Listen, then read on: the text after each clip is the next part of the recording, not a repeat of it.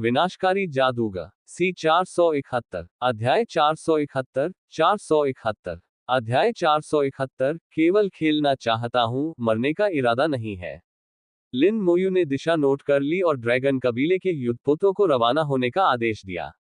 वह burial thunder valley की दिशा में आगे बढ़ता रहा। एंटारेस ने कहा था कि लेवल 80 के बाद बुरियल थंडर वैली में प्रवेश न करना ही बेहतर है। लिन मोयू के पास यह मानने का कारण था कि दफन गर्जना घाटी में प्रवेश करते समय स्तर जितना नीचे होगा उतना ही बेहतर होगा। बिखरे हुए शब्दों और वाक्यांशों से सुरागों को जोड़कर समस्याओं का विश्लेषण करने में लिन मोयू काफी कुशल थी। पलक झपकते ही उसने इस पर्वत श्रृंखला को पार कर लिया था। ऊपर से देखने पर यह पर्वत श्रृंखला 1000 किलोमीटर से भी अधिक गहरी थी, मानो कोई विशालकाय अजगर जमीन पर कुंडली मारकर बैठा हो। गरजते हुए पेड़ पूरी श्रृंखला को ढके हुए थे। उनमें नए उगे हुए और प्राचीन दोनों प्रकार के पेड़ थे। अगर उसने उनमें से किसी को भी उकसाया तो उसे उन सभी के हमले का सामना करना पड़ सकता है। जब लिन मोयू पर्वत श्रृंखला को पार कर रहा था, तभी उसने संयोगवश पहाड़ों पर बिजली गिरने का एक भयानक दृश्य देखा। उस क्षण पूरी पर्वत श्रृंखला रोशनी से जगमगा उठी। पर्वत श्रृंखला से एक आश्चर्यजनक आभा उठी, जिसने लिन मोयू को चौंका दिया। एक क्षण के लिए लिन मोयू को ऐसा लगा मानो कोई दिव्य प्राणी अवतरित हुआ हो। वह आभा छद्म दिव्य देवदूत आत्मा से भी अधिक शक्तिशाली थी। हालांकि लिन मोयू जानती थी कि यह कोई दिव्य स्तर का प्राणी नहीं हो सकता। यह 89 के स्तर की सीमा पर होना चाहिए। हालांकि अभी तक दिव्य स्तर का नहीं है, लेकिन इस पर्वत श्रृंखला में एकत्रित असंख्य गर्जन वृक्षों की शक्ति के साथ एक सच्चे दिव्य स्तर के विशेषज्ञ को भी शायद जीत हासिल न हो पाए। जहां तक छद्म दिव्य स्तर की बात है, उनके जीवित रहने की कोई संभावना नहीं होगी। ये सचमुच छोटे को उकसाने और बड़े को नाराज करने का मामला है। इसमें कोई आश्चर्य नहीं कि कोई भी इन श्रेष्ठ थंडर ट्रीज को काटने की हिम्मत नहीं करता। पर्वत श्रृंखला पार करने के बाद लिन मोयू को थोड़ी राहत महसूस हुई। उसे इस बात का भी डर था कि थंडर ट्रीज उसे निशाना बना सकते हैं, जो परेशानी का सबब बन सकता है। सौभाग्यवश कुछ नहीं हुआ और वह सुरक्षित रूप से वहां से गुजर गया। गरजने की तेज आवाजें धीरे धीरे दूर होती चली गईं, और बिजली की भारी चमक बहुत दूर पीछे छूट गई। आगे बिजली गिरने की कोई घटना नहीं हुई। पवन और गरज महाद्वीप पहाड़ों, दलदलों और घाटियों से भरा हुआ था। मूल रूप से वहां केवल यही 3 प्रकार के भूभाग मौजूद थे। ये लगातार लहरदार है, जिसमें कुछ समतल क्षेत्र है। अचानक हवा का एक झोंका आया, जिसके बाद उसकी आंखों के सामने फूलों की पंखुड़ियां बिखरने लगी। ये पंखुड़ियां हवा में स्वतंत्र रूप से नाच रही थीं। पहले तो हवा बिल्कुल नहीं चल रही थी, लेकिन पंखुड़ियों के फड़फड़ाने से हल्की हवा चलने लगी। हवा से खिलने वाले फूल। पवन और गरज महाद्वीप पर पाए जाने वाले पादप राक्षसों का दूसरा प्रकार। पवन फूल जमीन पर नहीं बल्कि हवा में थे। वे हवा के साथ बहते चले गए, जिससे उनका पता लगाना मुश्किल हो गया। जानकारी के अनुसार थंडर ट्री वाले क्षेत्रों को छोड़कर विंड फ्लावर्स किसी भी समय कहीं भी दिखाई दे सकते हैं। थंडर ट्रीज का सामना करना तब तक ठीक था जब तक आप उन्हें उकसाते नहीं थे, लेकिन विंड फ्लावर्स अलग थे। भले ही आप उन्हें उकसाते नहीं, वे आपका पीछा करते थे। लिन मोयू पहले से ही बहुत सावधान था, लेकिन फिर भी वह सीधे विंड फ्लावर्स से टकरा गया। टक्कर से पहले कोई चेतावनी नहीं दी गई थी। ये पवन फूल बेहद तेजी से उड़े, लिन मोयू से कहीं ज्यादा तेज। और वे चुपचाप आगे बढ़े, इसलिए जब तक लिन मोयू ने उन्हें देखा, तब तक बहुत देर हो चुकी थी। फिर तेज हवा चलने लगी और बड़ी संख्या में पंखुड़ियां लिन मोयू की ओर उड़ने लगी। उसी समय हवा में फूलों की खुशबू फैलने लगी। एक पादप राक्षस होने के नाते पवन फूल रसायन शास्त्र के लिए भी एक अच्छी सामग्री थे। हमला करते समय पंखुड़ियां एक ऐसी सुगंध छोड़ती थी जो मतिभ्रम पैदा कर सकती थी, जिससे लोग भ्रम में खो जाते थे। हालांकि उस मनमोहक फूलों की खुशबू का लिन मोयू पर कोई असर नहीं हुआ। विंड फ्लावर्स की हवा लिन मोयू से टकराए और उसका कंकाल कवच तेजी से चमक उठा, जिससे हमला टल गया। लिन मोयू की उंगली सफेद रोशनी से जगमगा उठी। सिर्फ इसलिए कि थंडर ट्रीज हिल नहीं सकते थे, इसका मतलब यह नहीं था कि विंड फ्लावर्स भी हिल नहीं सकते थे। याओ येमिंग द्वारा दी गई जानकारी के अनुसार विंड फ्लावर्स आमतौर पर छोटे समूहों में काम करते थे। उनमें से कोई बॉस नहीं होगा। बॉस तभी प्रकट होगा जब बड़ी संख्या में पवन फूल एकत्रित होंगे। थंडर ट्रीज की तुलना में विंड फ्लावर्स से निपटना कहीं अधिक सरल था। कौशल, हड्डी के कांटे। उसने इस कौशल का उपयोग बहुत समय से नहीं किया था। 52वें स्तर पर स्थित 3120 हड्डियों के नुकीले कांटे सीटी बजाते हुए निकले और एक बड़े क्षेत्र को ढक लिया। हवा में नाचती पंखुड़ियां एक साथ किनारों की ओर हटती गईं, लगभग टेलीपोर्टेशन की तरह अत्यधिक गति से आगे बढ़ती रहीं। सभी हड्डी के नुकीले टुकड़े अपने लक्ष्य से चूक गए। लिन मोयू चौंक गई और बोली, उनकी गति तो बहुत तेज है। उन्होंने कुछ और बार कोशिश की, लेकिन नतीजा वही रहा। हड्डी के नुकीले टुकड़े हवा में उगने वाले फूलों को बिल्कुल भी नहीं मार सके। जानकारी में बताया गया था कि विंड फ्लावर्स बहुत तेज होते हैं, लेकिन उसे इतनी तेज गति की उम्मीद नहीं थी। उसने एक पंखुड़ी पर जासूसी मंत्र का प्रयोग किया।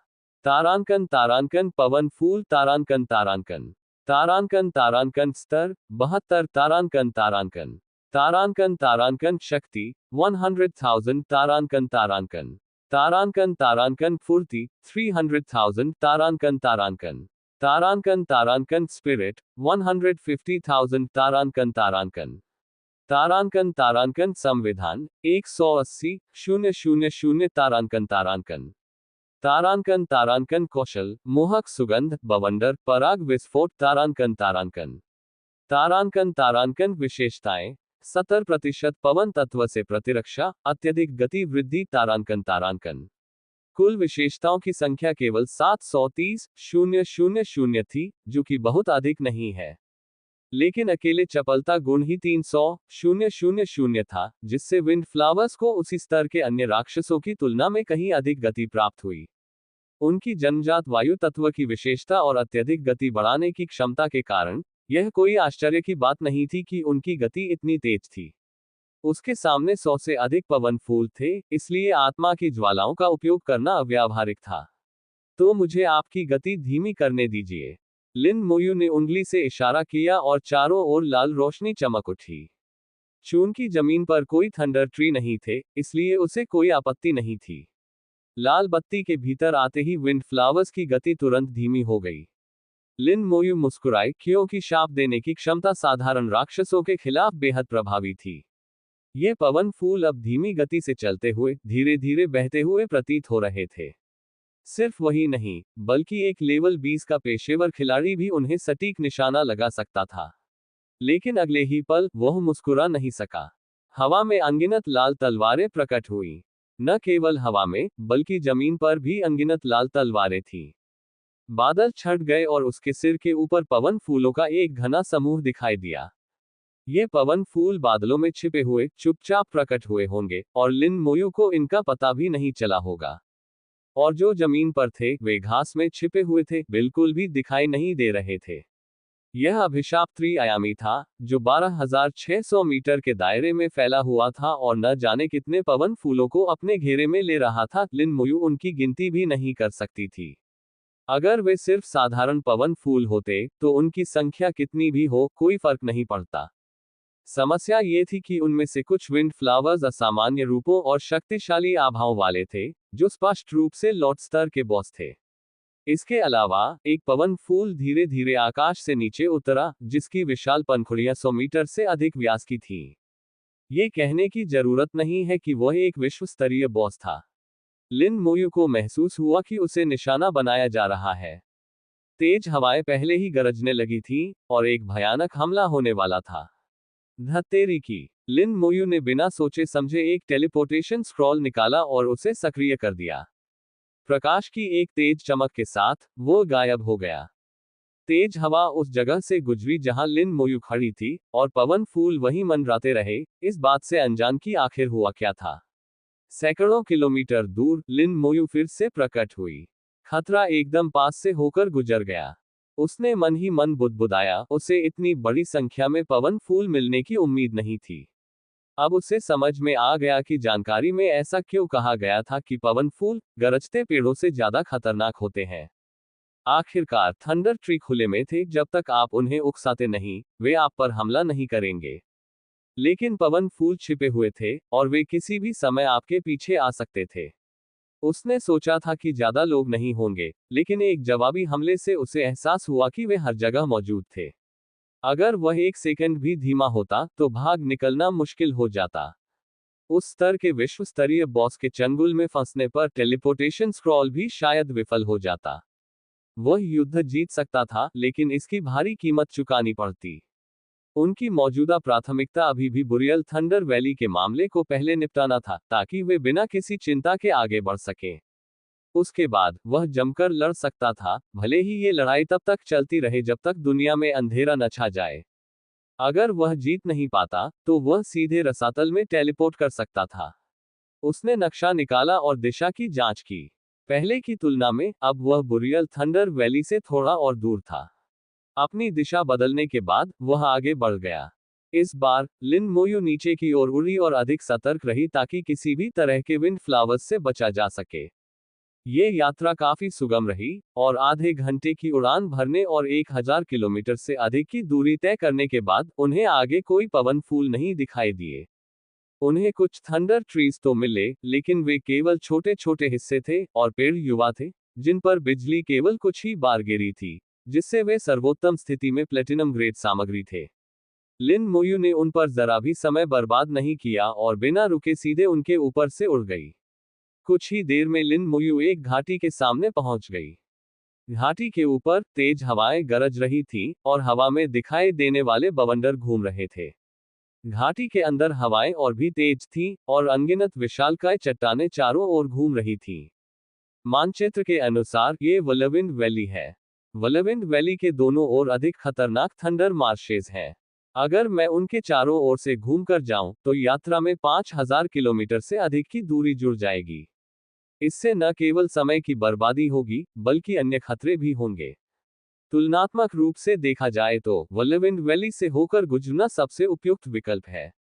लिन मोयू ने अपने सामने की स्थिति का विश्लेषण किया। घाटी के दोनों ओर देखते हुए उसे आसमान में बिजली की हल्की हल्की चमक दिखाई दी। नक्शे पर थंडर मार्शेस के नाम अंकित थे। थंडर मार्शेस अर्धचंद्र की तरह थे और वलविंड वैली उसमें से होकर गुजरने वाली तलवार की तरह थी। इसके अलावा नक्शे में स्पष्ट रूप से बताया गया था कि थंडर मार्शेस में 2 विश्व स्तरीय बॉस मौजूद थे, दोनों का स्तर 85 था। एक को हराने से दूसरा आकर्षित हो जाएगा। विचार करने के बाद लिन मोयू ने बवंडर घाटी से होकर गुजरने का फैसला किया। उसने अपने शरीर को कंकालनुमा कवच की एक परत से ढक लिया, और जब वह घाटी में घुसा तो उसके बिजली की तरह चमकते हुए पंख हल्के से फड़फड़ाए। जैसे ही लिन मोयू ने बवंडर घाटी में प्रवेश किया, पवन और गरज महाद्वीप पर कहीं एक स्थानिक दरार प्रकट हुई। राक्षसों का एक समूह बाहर निकल आया। मीना ने दिशा का अंदाजा लगाया और बवंडर घाटी की ओर इशारा करते हुए कहा, मैं उसे वहां महसूस कर सकती हूँ। योजक चिन्ह योजक चिन्ह योजक चिन्ह। संपर्क सेवा की शर्तें। विनाशकारी जादूगर। सी 472। अध्याय 472। 472। अध्याय 472। देखो, अब तुम्हारे पास कोई मौका नहीं होगा। हवा और गरज का महाद्वीप, जहां या तो हवा चलती है या गरज होती है, या दोनों का संयोजन होता है। उस समय की जानकारी में यही पहला वाक्य था। लिन मोयू अब इस अनुभव को गहराई से महसूस कर रही थी। वलविंड वैली, जहां भयंकर हवाएं गरजती थीं, बड़ी बड़ी ठोस चट्टानों को हवा में उठाती थी और उन्हें घुमाती थी। सैकड़ों पाउंड वजनी चट्टानों की तो बात ही छोड़िए, दसियों हजार पाउंड वजनी चट्टानें भी आसमान में उड़ सकती हैं। जैसे ही लिन मोयू घाटी में दाखिल हुआ, वह बवंडर में लगभग बह ही गया। बिजली के पंख भी उसे स्थिर नहीं कर पाए, जिसके चलते लिन मोयू को जमीन पर उतरना पड़ा और पैदल आगे बढ़ना पड़ा। घाटी की चट्टानें अविश्वसनीय रूप से ठोस थीं। अपनी पूरी ताकत लगाने के बावजूद लिन मोयू को उन्हें नुकसान पहुंचाना मुश्किल लग रहा था। इस दृश्य ने लिन मोयू को बेहद सतर्क कर दिया। उनकी नज़र में वलविंड वैली बहुत खतरनाक थी, लेकिन उपलब्ध जानकारी में वलविंड वैली के खतरे का स्तर केवल मध्यम बताया गया था। घाटी के दोनों ओर स्थित थंडर मार्शेस को उच्च खतरे के स्तर के रूप में चिन्हित किया गया था। इसी प्रकार बुरियल थंडर वैली को भी उच्च खतरे वाले क्षेत्र के रूप में चिन्हित किया गया था। यह मानक 70 से ऊपर के स्तर के पेशेवरों पर आधारित था। सामान्य तौर पर जिन क्षेत्रों में 80 से ऊपर के स्तर के शीर्ष पेशेवरों के लिए कोई खतरा नहीं था, उन्हें मध्यम खतरे वाले क्षेत्र माना जाता था। उच्च स्तरीय पेशेवरों के लिए खतरा पैदा करने वाले क्षेत्रों को उच्च जोखिम वाले क्षेत्रों के रूप में माना गया। वलविंड वैली में कोई विश्व स्तरीय बॉस नहीं थे, केवल एक लॉर्ड स्तर का बॉस और कुछ साधारण राक्षस थे जिनकी संख्या बहुत अधिक नहीं थी। जब तक अंदर उठने वाले तूफानों से सावधान रहा जाए तब तक ज्यादा खतरा नहीं होगा। दोनों ओर स्थित दलदली इलाकों की तुलना में यह वास्तव में कहीं अधिक सुरक्षित था। लिन मोयू घाटी से सावधानीपूर्वक आगे बढ़ रहा था। वह न केवल अराजक बवंडरों पर बल्कि अपने आसपास के वातावरण पर भी ध्यान दे रहा था। तूफानों द्वारा बार बार जोते जाने से जमीन पर मुट्ठी के आकार के छेद हो गए थे। वलविंड वैली के राक्षस इन्हीं गड्ढों में छिपे हुए थे। जब वह इन छेदों के पास से गुजरता था तो छिपे हुए राक्षस बाहर निकल आते और उस पर हमला कर देते थे। वलविंड वैली में रहने वाले राक्षसों को वलविंड लिजार्ड कहा जाता था, जो दिखने में छिपकली जैसे पतले शरीर वाले और सांप जैसे होते थे। बवंडर छिपकलियों में तेज हवा के गुण होते थे। उनके शरीर बवंडर से घिरे होते थे, जो एक प्राकृतिक सुरक्षा कवच का काम करता था। उनकी खाल भी बेहद सख्त थी और बवंडर के साथ मिलकर उनकी रक्षा क्षमता काफी बढ़ जाती थी। बवंडर छिपकलियां बहुत मजबूत थीं, लेकिन सौभाग्य से उनका हमला उतना शक्तिशाली नहीं था। लिन मोयू के लिए वलविंड लिजार्ड्स से निपटना मुश्किल नहीं था। वलविंड लिजार्ड्स चाहे कितनी भी तेज गति से दौड़ें, लिन मोयू ने उन्हें उभरने का मौका नहीं दिया। कंकालनुमा बरसेरकर्स हमेशा लिन मोयू के आगे चलते थे और रास्ते में आने वाले हर छेद को बंद कर देते थे। उनकी विशाल कुल्हाड़ियां, जो अब ढाल का काम कर रही थीं, ने छेदों को मजबूती से बंद कर दिया। अंदर मौजूद बवंडर छिपकलियां बाहर नहीं निकल पाईं। 52वें स्तर पर लिच जनरल द्वारा उन्नत किए गए स्केलेटन बरसेरकर्स की ताकत 410,000 थी। हालांकि वे लेवल 70 के बॉस का मुकाबला नहीं कर सकते थे, लेकिन वे उसी लेवल के साधारण राक्षसों से कहीं ज्यादा मजबूत थे। यहां तक कि 80वें स्तर के साधारण राक्षस भी केवल शक्ति के मामले में स्केलेटन बरसेरकर्स का मुकाबला नहीं कर सकते थे। अब जबकि छेद पूरी तरह से बंद हो गए थे, अंदर मौजूद बवंडर छिपकलियां बाहर नहीं निकल सकती थीं। जब तक लिन मोयू वहां से हटती तब तक बवंडर छिपकलियां प्रकट हो जाती, लेकिन उनका लक्ष्य बहुत पहले ही जा चुका होता। इस तरह लिन मोयू को केवल बवंडरों से सावधानीपूर्वक बचना था, जिससे कठिनाई काफी कम हो गई। लिन मोयू के सामने स्थित मध्यम खतरे वाली बवंडर घाटी अब एक सुगम मार्ग बन गई। 2 घंटे से भी कम समय में लिन मोयू ने 1000 किलोमीटर लंबी बवंडर घाटी को पार कर लिया। तलवार की तरह दिखने वाली वह घाटी निकास द्वार पर थोड़ी संकरी हो जाती थी। लिन मोयू ने बवंडर घाटी को छोड़कर आकाश में उड़ान भरी। महज 1000 किलोमीटर की दूरी तय करने में उन्हें 2 घंटे लगे। अगर वह उड़ सकता तो उसे आधा घंटा भी नहीं लगता। बूम! दुनिया रोशन हो उठी और बिजली बारिश की बूंदों की तरह गिरने लगी। लिन मोयू हवा में खड़ी थी और दोनों ओर देख रही थी। दोनों ओर से कुछ ही दूरी पर थंडर मार्श था, जो बिजली की दुनिया थी, न केवल आकाश में गरज और बिजली की दुनिया। जमीन भी बिजली की रोशनी से जगमगा रही थी। जिसे दलदल कहा जा रहा था, वह पानी नहीं बल्कि बिजली गिरने से बना प्लाज्मा था। बिजली इतनी तीव्र थी कि उसने जमीन को पिघला दिया और वह पानी की तरह बहने लगा। लिन मोयू ने इससे पहले कभी इतनी तीव्र विद्युत रोशनी नहीं देखी थी। अगर अद्वितीय वलविंड वैली न होती तो उसके लिए थंडर मार्श को पार करना आसान नहीं होता। थंडर मार्श में मौजूद 2 विश्व स्तरीय बॉस को हराना तो दूर की बात है। धुंधले रूप से लिन मोयू ने बिजली की गहराई में पेशेवरों की एक टीम को लड़ते हुए देखा। थंडर मार्श में आने वाले लोग कम से कम 85वें स्तर से ऊपर के शीर्ष स्तर के पेशेवर थे। कुछ लोग तो 88वें स्तर तक भी पहुंच गए थे, जिससे वे अर्ध देवता बन गए थे। तभी वे अपनी सुरक्षा सुनिश्चित कर सकते थे। जब लिन मोयू ने उधर देखा तो ऐसा लगा कि दूसरे पक्ष ने भी उसे देख लिया है। लिन मोयू के एक पेशेवर मानव होने की पुष्टि होने के बाद उन्होंने उस पर ध्यान देना बंद कर दिया। लिन मोयू ने अपनी दिशा निर्धारित की और फिर से बुरियल थंडर वैली की ओर उड़ गया। राक्षसों के एक समूह का नेतृत्व करते हुए मीना बेहद तेज गति से लिन मोयू की ओर बढ़ रही थी। उनकी गति लिन मोयू की तुलना में कहीं अधिक तेज थी।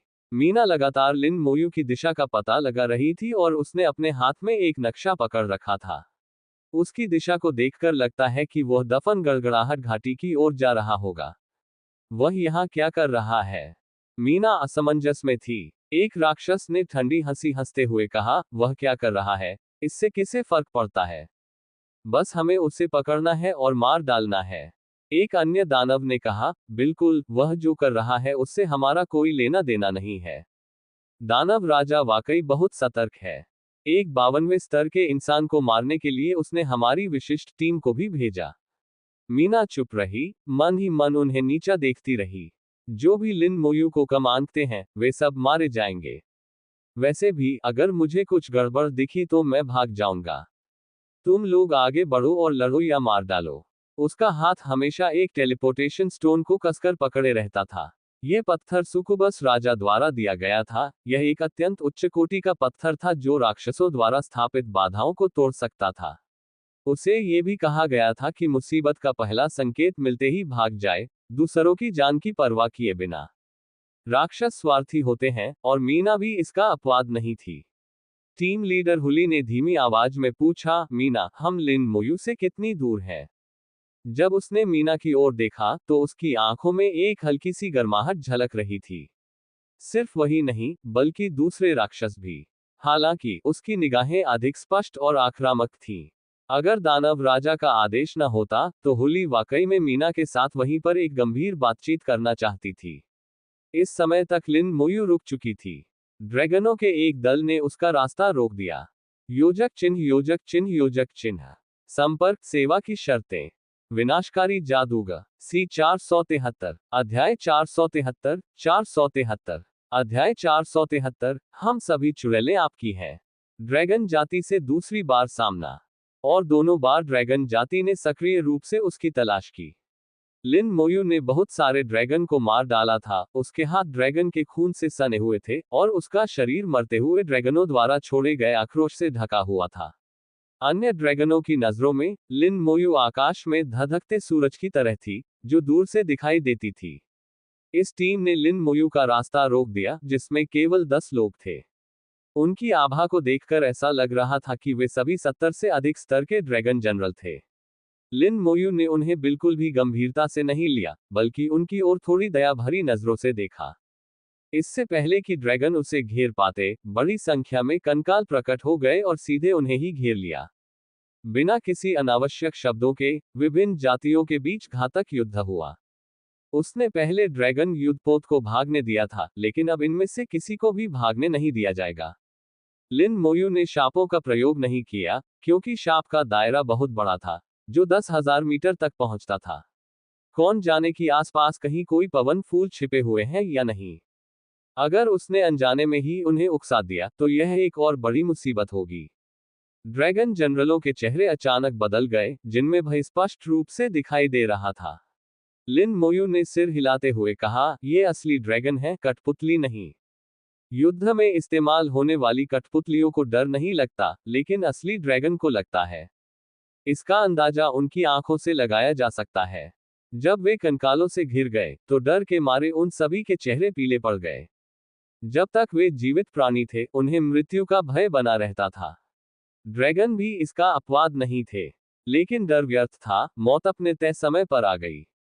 उनका प्रतिरोध एक मजाक जैसा था, जो कुछ ही चालों में कंकालों के समुद्र के सामने दब गया। उसने कुछ सैन्य योग्यताएं हासिल की और कुशलतापूर्वक उनके उपकरण छीन लिए। इन ड्रैगन जनरलों के उपकरण काफी अच्छे थे, जिन्हें पिघलाकर सामग्री निकाली जा सकती थी। लिन मोयू ऊपरी लोक में बिताए अपने समय की दिनचर्या में लौट आया, हत्या करना, लूटना और उपकरण छीनना। इन कार्यों को कुशलतापूर्वक पूरा करने के बाद लिन मोयू थंडर बरियल वैली की ओर आगे बढ़ने लगी। विंड थंडर महाद्वीप वास्तव में ड्रैगन और राक्षसों की दुनिया के रूप में अपने नाम को सार्थक करता था। महाद्वीप के केंद्र को सीमा रेखा मानते हुए दोनों नस्लों को स्पष्ट रूप से विभाजित किया गया था। विंड थंडर महाद्वीप का दक्षिणी भाग ड्रैगन का क्षेत्र था, जबकि उत्तरी भाग दानवों का क्षेत्र था। थंडर बरियल वैली दक्षिण मध्य क्षेत्र में स्थित थी, जो ड्रैगन क्षेत्र के अंतर्गत आता था। इस इलाके में काफी संख्या में ड्रैगन सक्रिय थे। लिन मोयू को रास्ते में कई और ड्रैगन टीमों का सामना करना पड़ा, जिनसे उसने बड़ी सफाई और कुशलता से निपटा, और शायद ही कोई प्रयास व्यर्थ किया। कई लड़ाइयों के बाद लिन मोयू को अपनी ताकत का बेहतर अंदाजा हो गया था। अगर वह थोड़ी सी कोशिश करे तो वह 80वें स्तर के साधारण ड्रैगन जनरलों से भी आसानी से निपट सकता है। अगर वह उच्च श्रेणी के वंश का ड्रैगन सेनापति होता तो यह अपेक्षाकृत अधिक परेशानी भरा होता, लेकिन फिर भी केवल परेशानी भरा ही होता। जहां तक पूर्वजों की वंशानुगत प्रवृत्ति वाले लोगों की बात है, उनका अभी तक किसी से सामना नहीं हुआ था। इस तरह की वंशावली वाले ड्रैगन बहुत दुर्लभ थे। वे उतने ही दुर्लभ थे जितने कि मानव जाति में करियर की उच्चतम सीमा तक पहुंचने वाले लोग, और प्रत्येक पीढ़ी में ऐसे कुछ ही लोग दिखाई देते थे। राक्षसों में से केवल स्वामी स्तर के राक्षस ही अपेक्षाकृत अधिक संख्या में थे, लेकिन फिर भी वे बहुत दुर्लभ थे। आधे दिन बाद लिन मोयू आखिरकार संघर्ष करते हुए थंडर बरियल वैली तक पहुंचने में कामयाब हो गया। इस दौरान कम से कम कई सौ ड्रैगन सेनापति उसके हाथों मारे गए थे। उसने अनुमान लगाया कि अब तक ड्रैगन जाति बेहद क्रोधित हो चुकी होगी। लिन मोयू ने कुछ 100 मीटर दूर स्थित थंडर बरियल वैली को देखा। मानचित्र पर इसे उच्च खतरे वाले क्षेत्र के रूप में चिन्हित किया गया था। वहां विश्व स्तरीय बॉस मौजूद थे, और एक से अधिक थे। यहां तक कि 80 वर्ष से अधिक आयु के पेशेवर लोग भी यदि प्रवेश करते हैं तो उनके मरने का खतरा होगा। घाटी में सन्नाटा पसरा हुआ था, कोई आवाज नहीं थी। न कोई गरज, न कोई बिजली, सब कुछ एकदम शांत था। विंड थंडर सी से आगे पूरे रास्ते लगातार हवा, बारिश, गरज और बिजली गिरती रही। अब वहां इतनी खामोशी थी कि वह और भी ज्यादा डरावनी लग रही थी। अंतारेस के प्रदर्शन को याद करते हुए उसे याद आया कि वह विशाल क्रिस्टल जिसे अंतारेस उसे ढूंढने के लिए कह रहा था, घाटी के सबसे गहरे हिस्से में था। लिन मोयू ने गहरी सांस ली और घाटी में उड़ गई। उसके हाथ में एबिस टेलीपोर्टेशन स्टोन तैयार था, और वह जरा सी भी परेशानी का संकेत मिलते ही टेलीपोर्ट होकर गायब हो जाने के लिए तैयार था। आवाजें गायब हो गईं। जैसे जैसे वह थंडर बरियल वैली के करीब पहुंचता गया, उसे सुनाई देने वाली आवाजें कम होती गईं। उसकी अपनी धड़कन अधिक स्पष्ट होने लगी। बिजली की तरह चमकते मरे हुए प्राणियों के पंखों के फड़फड़ाने की आवाज और हल्की बिजली की रोशनी भी इतनी स्पष्ट थी। और वहां एक अजीब सी खुशबू थी। खुशबू। लिन मोयू को अचानक एहसास हुआ कि कुछ गड़बड़ है। उन्हें यह अनुभूति पहले भी हो चुकी थी, और यह सुगंध उन्होंने पहले भी महसूस की थी। अचानक एक अवरोध प्रकट हुआ, जिसने लिन मोयू को अपने भीतर घेर लिया। मीना के हवा में प्रकट होते ही चंचल हंसी की आवाज सुनाई दी। हुले मीना के पीछे पीछे चल रहा था। हुले के नेतृत्व में दानवों की एक विशेष टीम आकाश से उतरी और लिन मोयू को घेर लिया। लिन मोयू ने चुपके से महसूस किया कि रसातल के टेलीपोर्टेशन पत्थर पर कोई असर नहीं पड़ा था। मीना की ओर देखते हुए उसके दिल को थोड़ी राहत मिली। क्या तुम फिर से मरने आए हो? मीना जानती थी कि लिन मोयू के खिलाफ उसका आकर्षण अप्रभावी था, इसलिए उसने अपनी आकर्षण शक्ति का उपयोग करना बंद कर दिया और लिन मोयू को देखकर मुस्कुराते हुए कहा, दानव राजा ने मुझे दिव्य सेनापति लिन को संदेश देने के लिए कहा है। लिन मोयू उसे देखती रही। उसे समझ नहीं आ रहा था कि वह क्या चाल चलने वाली है।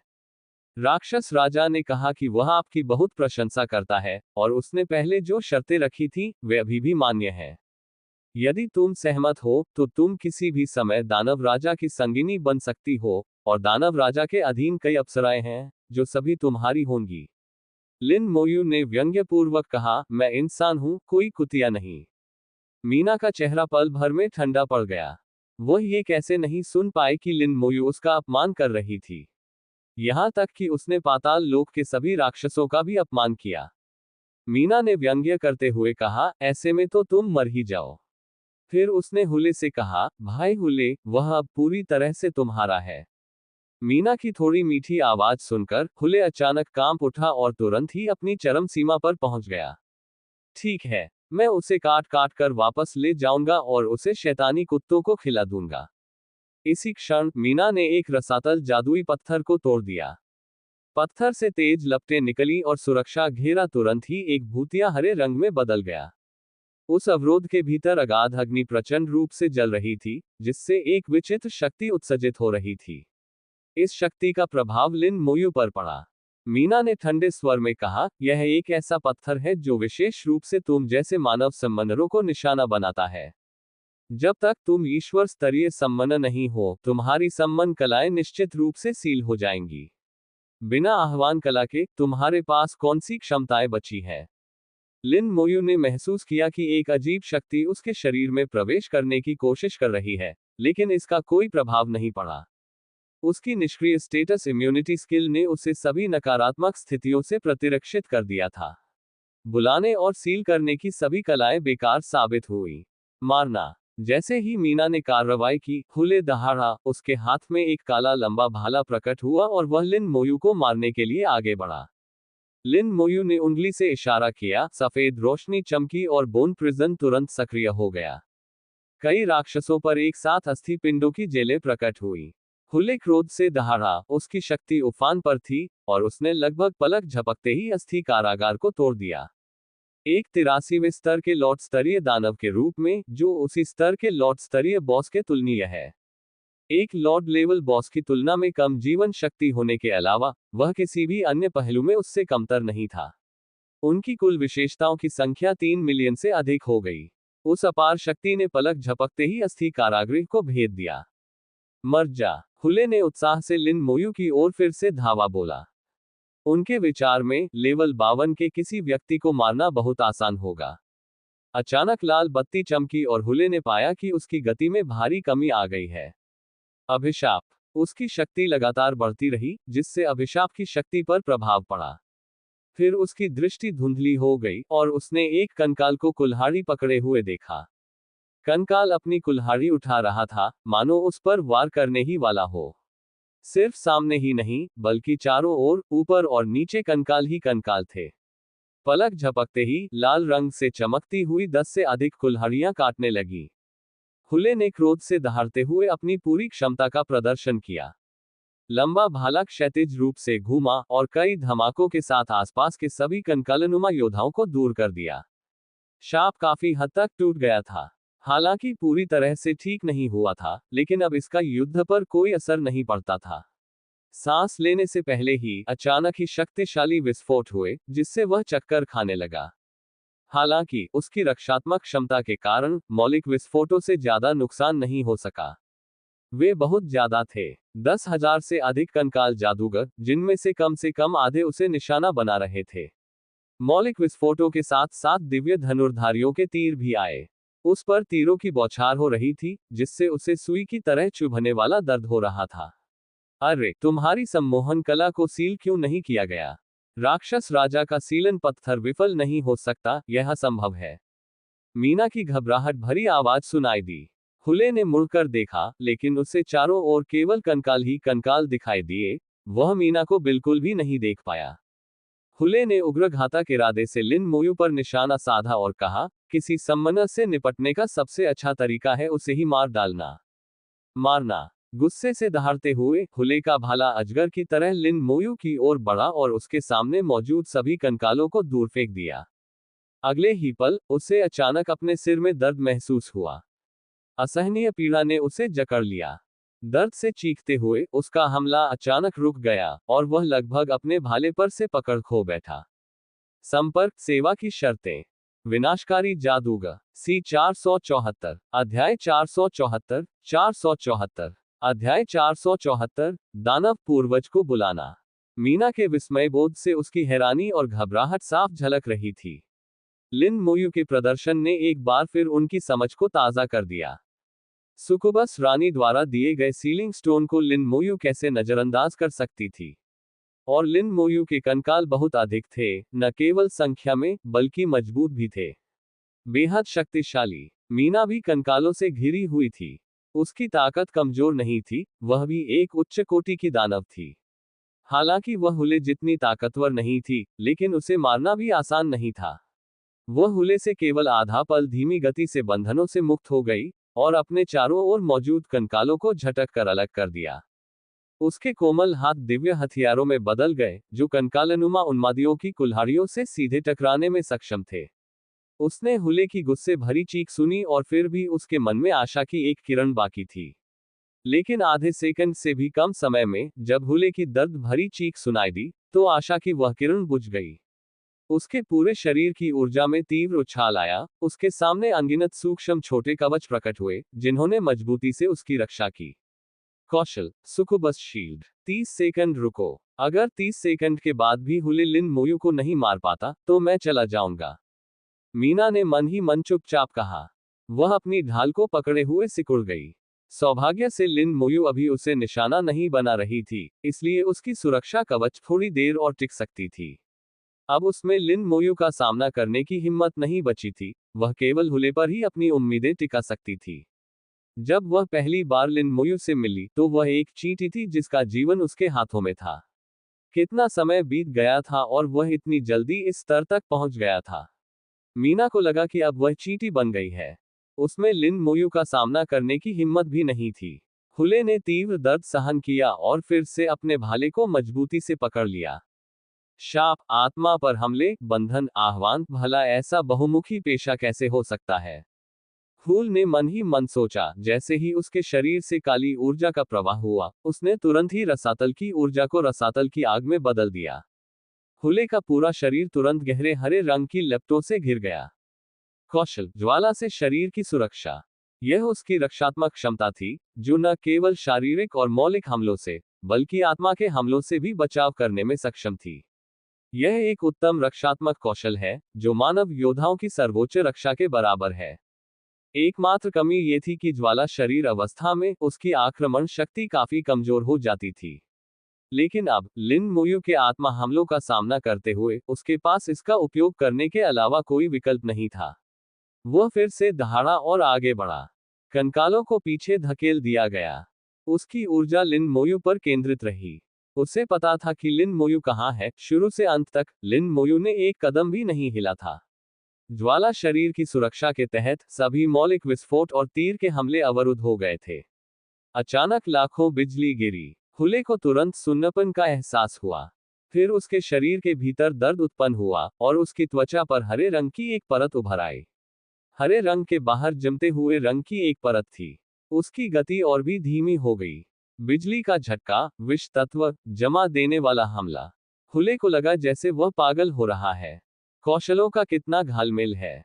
एक ही व्यक्ति में इतने भिन्न भिन्न कौशल कैसे प्रकट हो सकते हैं? लेकिन लड़ाई शुरू हो चुकी थी और उसके पास पीछे हटने का कोई रास्ता नहीं था। वह रसातल भाला दानव नामक जाति का एक स्वामी स्तरीय दानव था। यदि वह दानव राजा बन सकता तो वह एक उच्च कोटि का दानव राजा होता। यहां तक कि 90वें स्तर का लॉर्ड लेवल डेमन किंग भी 93वें स्तर के साधारण डेमन किंग के बराबर हो सकता है। वंश का ये लाभ अतुलनीय था। उनकी जाति की प्रतिष्ठा दांव पर लगी थी, इसलिए उन्हें पीछे हटने की बिल्कुल भी अनुमति नहीं थी। जब मौलिक लिच प्रकट हुए तो कंकालों की गति फिर से बढ़ गई और उनकी रक्षा क्षमता भी मजबूत हो गई। इसके अतिरिक्त बिजली की आभा, जमा देने वाली आभा और विषैली आभा के निरंतर क्षति पहुंचाने वाले हमले भी होने लगे। इसने दानवों की इस कुलीन टुकड़ी को पूरी तरह से भ्रमित कर दिया। सभी राक्षसों की एक ही प्रतिक्रिया थी, लिन मोयू एक विलक्षण प्राणी थी। उन्हें ऐसा लग रहा था कि वे एक पूरी सेना से लड़ रहे हैं, एक ऐसी सेना जिसमें शूरवीर, सहायक सैनिक, उपचारक, हाथापाई और दूर से हमला करने वाले लड़ाके, सब कुछ शामिल है। सभी राक्षसों के मन में एक ही सवाल उठा, इससे कैसे निपटा जाए? ये रचना बेजोड़ थी। लिन मोयू कंकालों से सुरक्षित होकर हवा में खड़ा था और पूरे युद्ध क्षेत्र का जायजा ले रहा था। ये सभी राक्षस बहुत शक्तिशाली थे, सभी का स्तर 80 से ऊपर था, इसलिए इन्हें मारना कुछ हद तक मुश्किल था।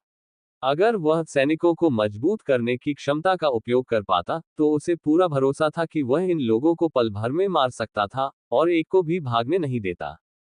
लेकिन वह थंडर बरियल वैली में प्रवेश करने ही वाला था और सैनिकों को मजबूत करने की क्षमता अभी भी काम आ सकती थी। बाकी सबसे निपटना आसान है, बस ये भाला चलाने वाला राक्षस थोड़ा ताकतवर है। मुझे याद है कि ऊपरी लोक में मेरा सामना भाला लिए हुए एक प्राणी से हुआ था, अंत में उसने खुद को नष्ट कर लिया। एक ही नस्ल के होने चाहिए। लिन मोयू ने मन ही मन सोचा, चूंकि वह उन्हें तुरंत मार नहीं सकता, इसलिए वह उन्हें धीरे धीरे कमजोर कर देगा। खैर, ये लोग आगे नहीं बढ़ पाए। घने कंकालों ने उनका रास्ता पूरी तरह से रोक दिया था। हुले ने अपने ज्वाला शरीर को बरकरार रखते हुए सीधे आगे की ओर कूच किया। लेकिन वहां इतने सारे राज थे कि वह उन्हें भेद नहीं पाया। पहले ये संभव था, लेकिन ज्वाला शरीर ने उसकी आक्रमण शक्ति को काफी हद तक कमजोर कर दिया। इसके अलावा आभाओं के प्रकट होने से कंकालों की रक्षा क्षमता में काफी वृद्धि हुई। इस बदलाव के साथ हुले एक पिंजरे में बंद पक्षी, एक जार में बंद मछली की तरह हो गया, जो हिलने डुलने में असमर्थ था। कंकालों के हमले उस पर लगातार जारी थे। उसके शरीर के अंदर विषैले तत्वों का हमला हर पल चलता रहता था, जिससे उसे लगातार चुभने वाला दर्द होता था। ऐसा लग रहा था जैसे कोई चाकू लगातार उसके अंदर से वार कर रहा हो, प्रति सेकंड एक वार, अविश्वसनीय रूप से स्थिर। ज्वाला शरीर बाहरी हमलों को रोक सकता था, लेकिन शरीर के अंदर से होने वाले हमलों को नहीं रोक सकता था। लिन मोयू ने सहजता से टॉक्सिक स्टार बर्स्ट को सक्रिय किया तो प्रकाश की एक चिंगारी फूट पड़ी। अंदर मौजूद विष की मात्रा तुरंत बढ़ गई, जिससे हर वार और भी दर्दनाक हो गया। कुछ सेकंड तक गतिरोध बने रहने के बाद हुले को एहसास हुआ कि वह इस तरह आगे नहीं बढ़ सकता। ज्वाला शरीर गायब हो गया और काली अगाध ऊर्जा पहले से कहीं अधिक शक्तिशाली होकर फिर से उमड़ पड़ी। हुले दहाड़ा, राक्षस पूर्वज को बुलाओ। उसकी आवाज बैरियर के भीतर गूंज उठी। चारों ओर से घिर जाने पर राक्षस तुरंत दहाड़ने लगे और उनमें से काली ऊर्जा फूट पड़ी। घोर अंधकार में रसातल की ऊर्जा हवा में ही एकत्रित होकर एक ऐसी बाधा बन गई जिसके पास कोई कंकाल नहीं पहुंच सकता था। लिन मोयू के चेहरे पर थोड़ा सा भाव परिवर्तन आया। उसने पहले कभी यह कौशल नहीं देखा था, ये काफी शक्तिशाली प्रतीत होता था। काली ऊर्जा के भीतर हुले के नेतृत्व वाली विशिष्ट टुकड़ी घेराबंदी से बाहर निकल आए और हवा में एकत्रित हो गई। लिन मोयू ने देखा कि हुले के अलावा अन्य 9 राक्षसों की आभाएं कुछ हद तक अव्यवस्थित थीं। स्पष्ट है कि इस कौशल का उन पर महत्वपूर्ण प्रभाव पड़ा। इस क्षण 10 शक्तियों का अभिसरण हुआ और काली ऊर्जा के भीतर एक विशाल भालाधारी दानव प्रकट हुआ। मीना की आंखों में चमक आ गई। वास्तव में एक स्वामी स्तरीय दानव पूर्वज प्रक्षेपण को बुलाना, इसमें कोई आश्चर्य नहीं कि ब्लैक स्काई डेमन किंग इतना आत्मविश्वासी था। मीना को ये कौशल स्वाभाविक रूप से आता था। सुकुबस जाति के पास भी अपने पूर्वजों की छवि को बुलाने का ऐसा ही कौशल था। उन चुड़ैलों ने चुड़ैल पूर्वज की छवि को बुलाया। हुले ने स्वाभाविक रूप से स्पीयर डेमन एंसेस्टर प्रोजेक्शन को आमंत्रित किया। सुकुबी कुलीन स्तर की दानवियां थीं, जबकि भाला दानव स्वामी स्तर की दानवियां थीं। उनके पूर्वजों की शक्तियों में बिल्कुल अंतर था। जाहिर है, भाला दानव पूर्वज अधिक शक्तिशाली था। हालांकि दानव पूर्वज जितना शक्तिशाली होता था, उसे बुलाना उतना ही कठिन होता था। हर दानव इस कौशल का उपयोग नहीं कर सकता था। काली ऊर्जा स्पीयर डेमन एंसेस्टर प्रोजेक्शन में समाहित हो गई, जिससे एक दमनकारी आभा उत्पन्न हुई जिसने लिन मोयू को थोड़ा भौहें सिकोड़ने पर मजबूर कर दिया। आभा को देखकर लगता है कि यह अभी तक छद्म देवता स्तर का नहीं है, और आभा कुछ हद तक अव्यवस्थित है। यह शायद ज्यादा देर तक नहीं चलेगा। लिन मोयू ने दूसरे की आभा को महसूस किया। छद्म देवताओं का सामना करने के बाद लिन मोयू को इसके प्रति कोई भावना नहीं हुई। लिन मोयू की नजरों में विशालकाय पत्ती वाली मात्र वृक्ष भी उसके सामने मौजूद इस अराजक आकृति से कहीं अधिक शक्तिशाली थी। हुले ने पूर्वज के प्रक्षेपण की अपार शक्ति को महसूस किया और लिन मोयू की ओर अपना भाला तानते हुए कहा, मर जा। भालाधारी दानव पूर्वज ने तुरंत दहाड़ लगाए और अपना भाला लिन मोयू पर उग्रता से चलाया। वह 20 मीटर से अधिक ऊंचा था और उसके हाथ में मौजूद भाला भी 20 मीटर से अधिक लंबा था। लिन मोयू को हिट करने के लिए उसे मुश्किल से ही हिलने डुलने की जरूरत पड़ी। लिन मोयू ने ठंडी सांस ली। वह असल में सैनिकों को मजबूत करने की क्षमता का इस्तेमाल नहीं करना चाहता था, लेकिन अचानक उसने इसे सक्रिय कर दिया। आखिरकार जब वे इतनी मेहनत कर रहे थे, तो उसे उन्हें कुछ तो सम्मान देना ही चाहिए था। सभी कंकाल तुरंत मजबूत हो गए और लिन मोयू के स्वयं के गुण भी तेजी से बढ़ गए। सफेद रोशनी तेजी से गुजरी और भाला दानव पूर्वज का प्रक्षेपण तुरंत सफेद हड्डियों से घिर गया, हवा में जम गया और हिलने डुलने में असमर्थ हो गया। आत्मा की ज्वाला एक बार फिर तीव्र गति से जलने लगी। निशाना हुले था। लिन मोयू को यह बात समझ में आ गई थी कि वह इस कौशल का मुख्य नियंत्रक है। जैसे ही उससे निपटा जाएगा, ये कौशल अपने आप ही निष्क्रिय हो जाएगा। लेकिन सोल फ्लेम हुले को नुकसान नहीं पहुंचा सकी। हुले ने उपहास करते हुए कहा, बेकार। पूर्वज की सुरक्षा में तुम्हारे हमले मुझे नुकसान नहीं पहुंचा सकते। तोड़ना। हुले दहाड़ा, प्रक्षेपण का उपयोग करके अस्थि कारागार को तोड़ते हुए उसने अपना भाला फिर से लिन मोयू की ओर चलाया।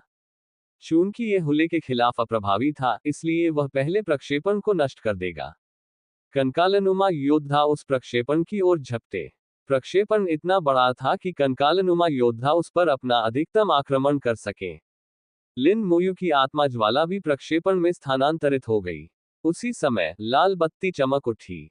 वृद्धावस्था का अभिशाप सबसे पहले उतरा, जिससे अधिकतम क्षति हुई। अनुवाद समाप्त। संपर्क सेवा की शर्तें। विनाशकारी जादूगर। सी 475। अध्याय 475। 475। अध्याय 475। तुम्हें उड़ा देंगे। 3 सितारा जनरल तारांकन।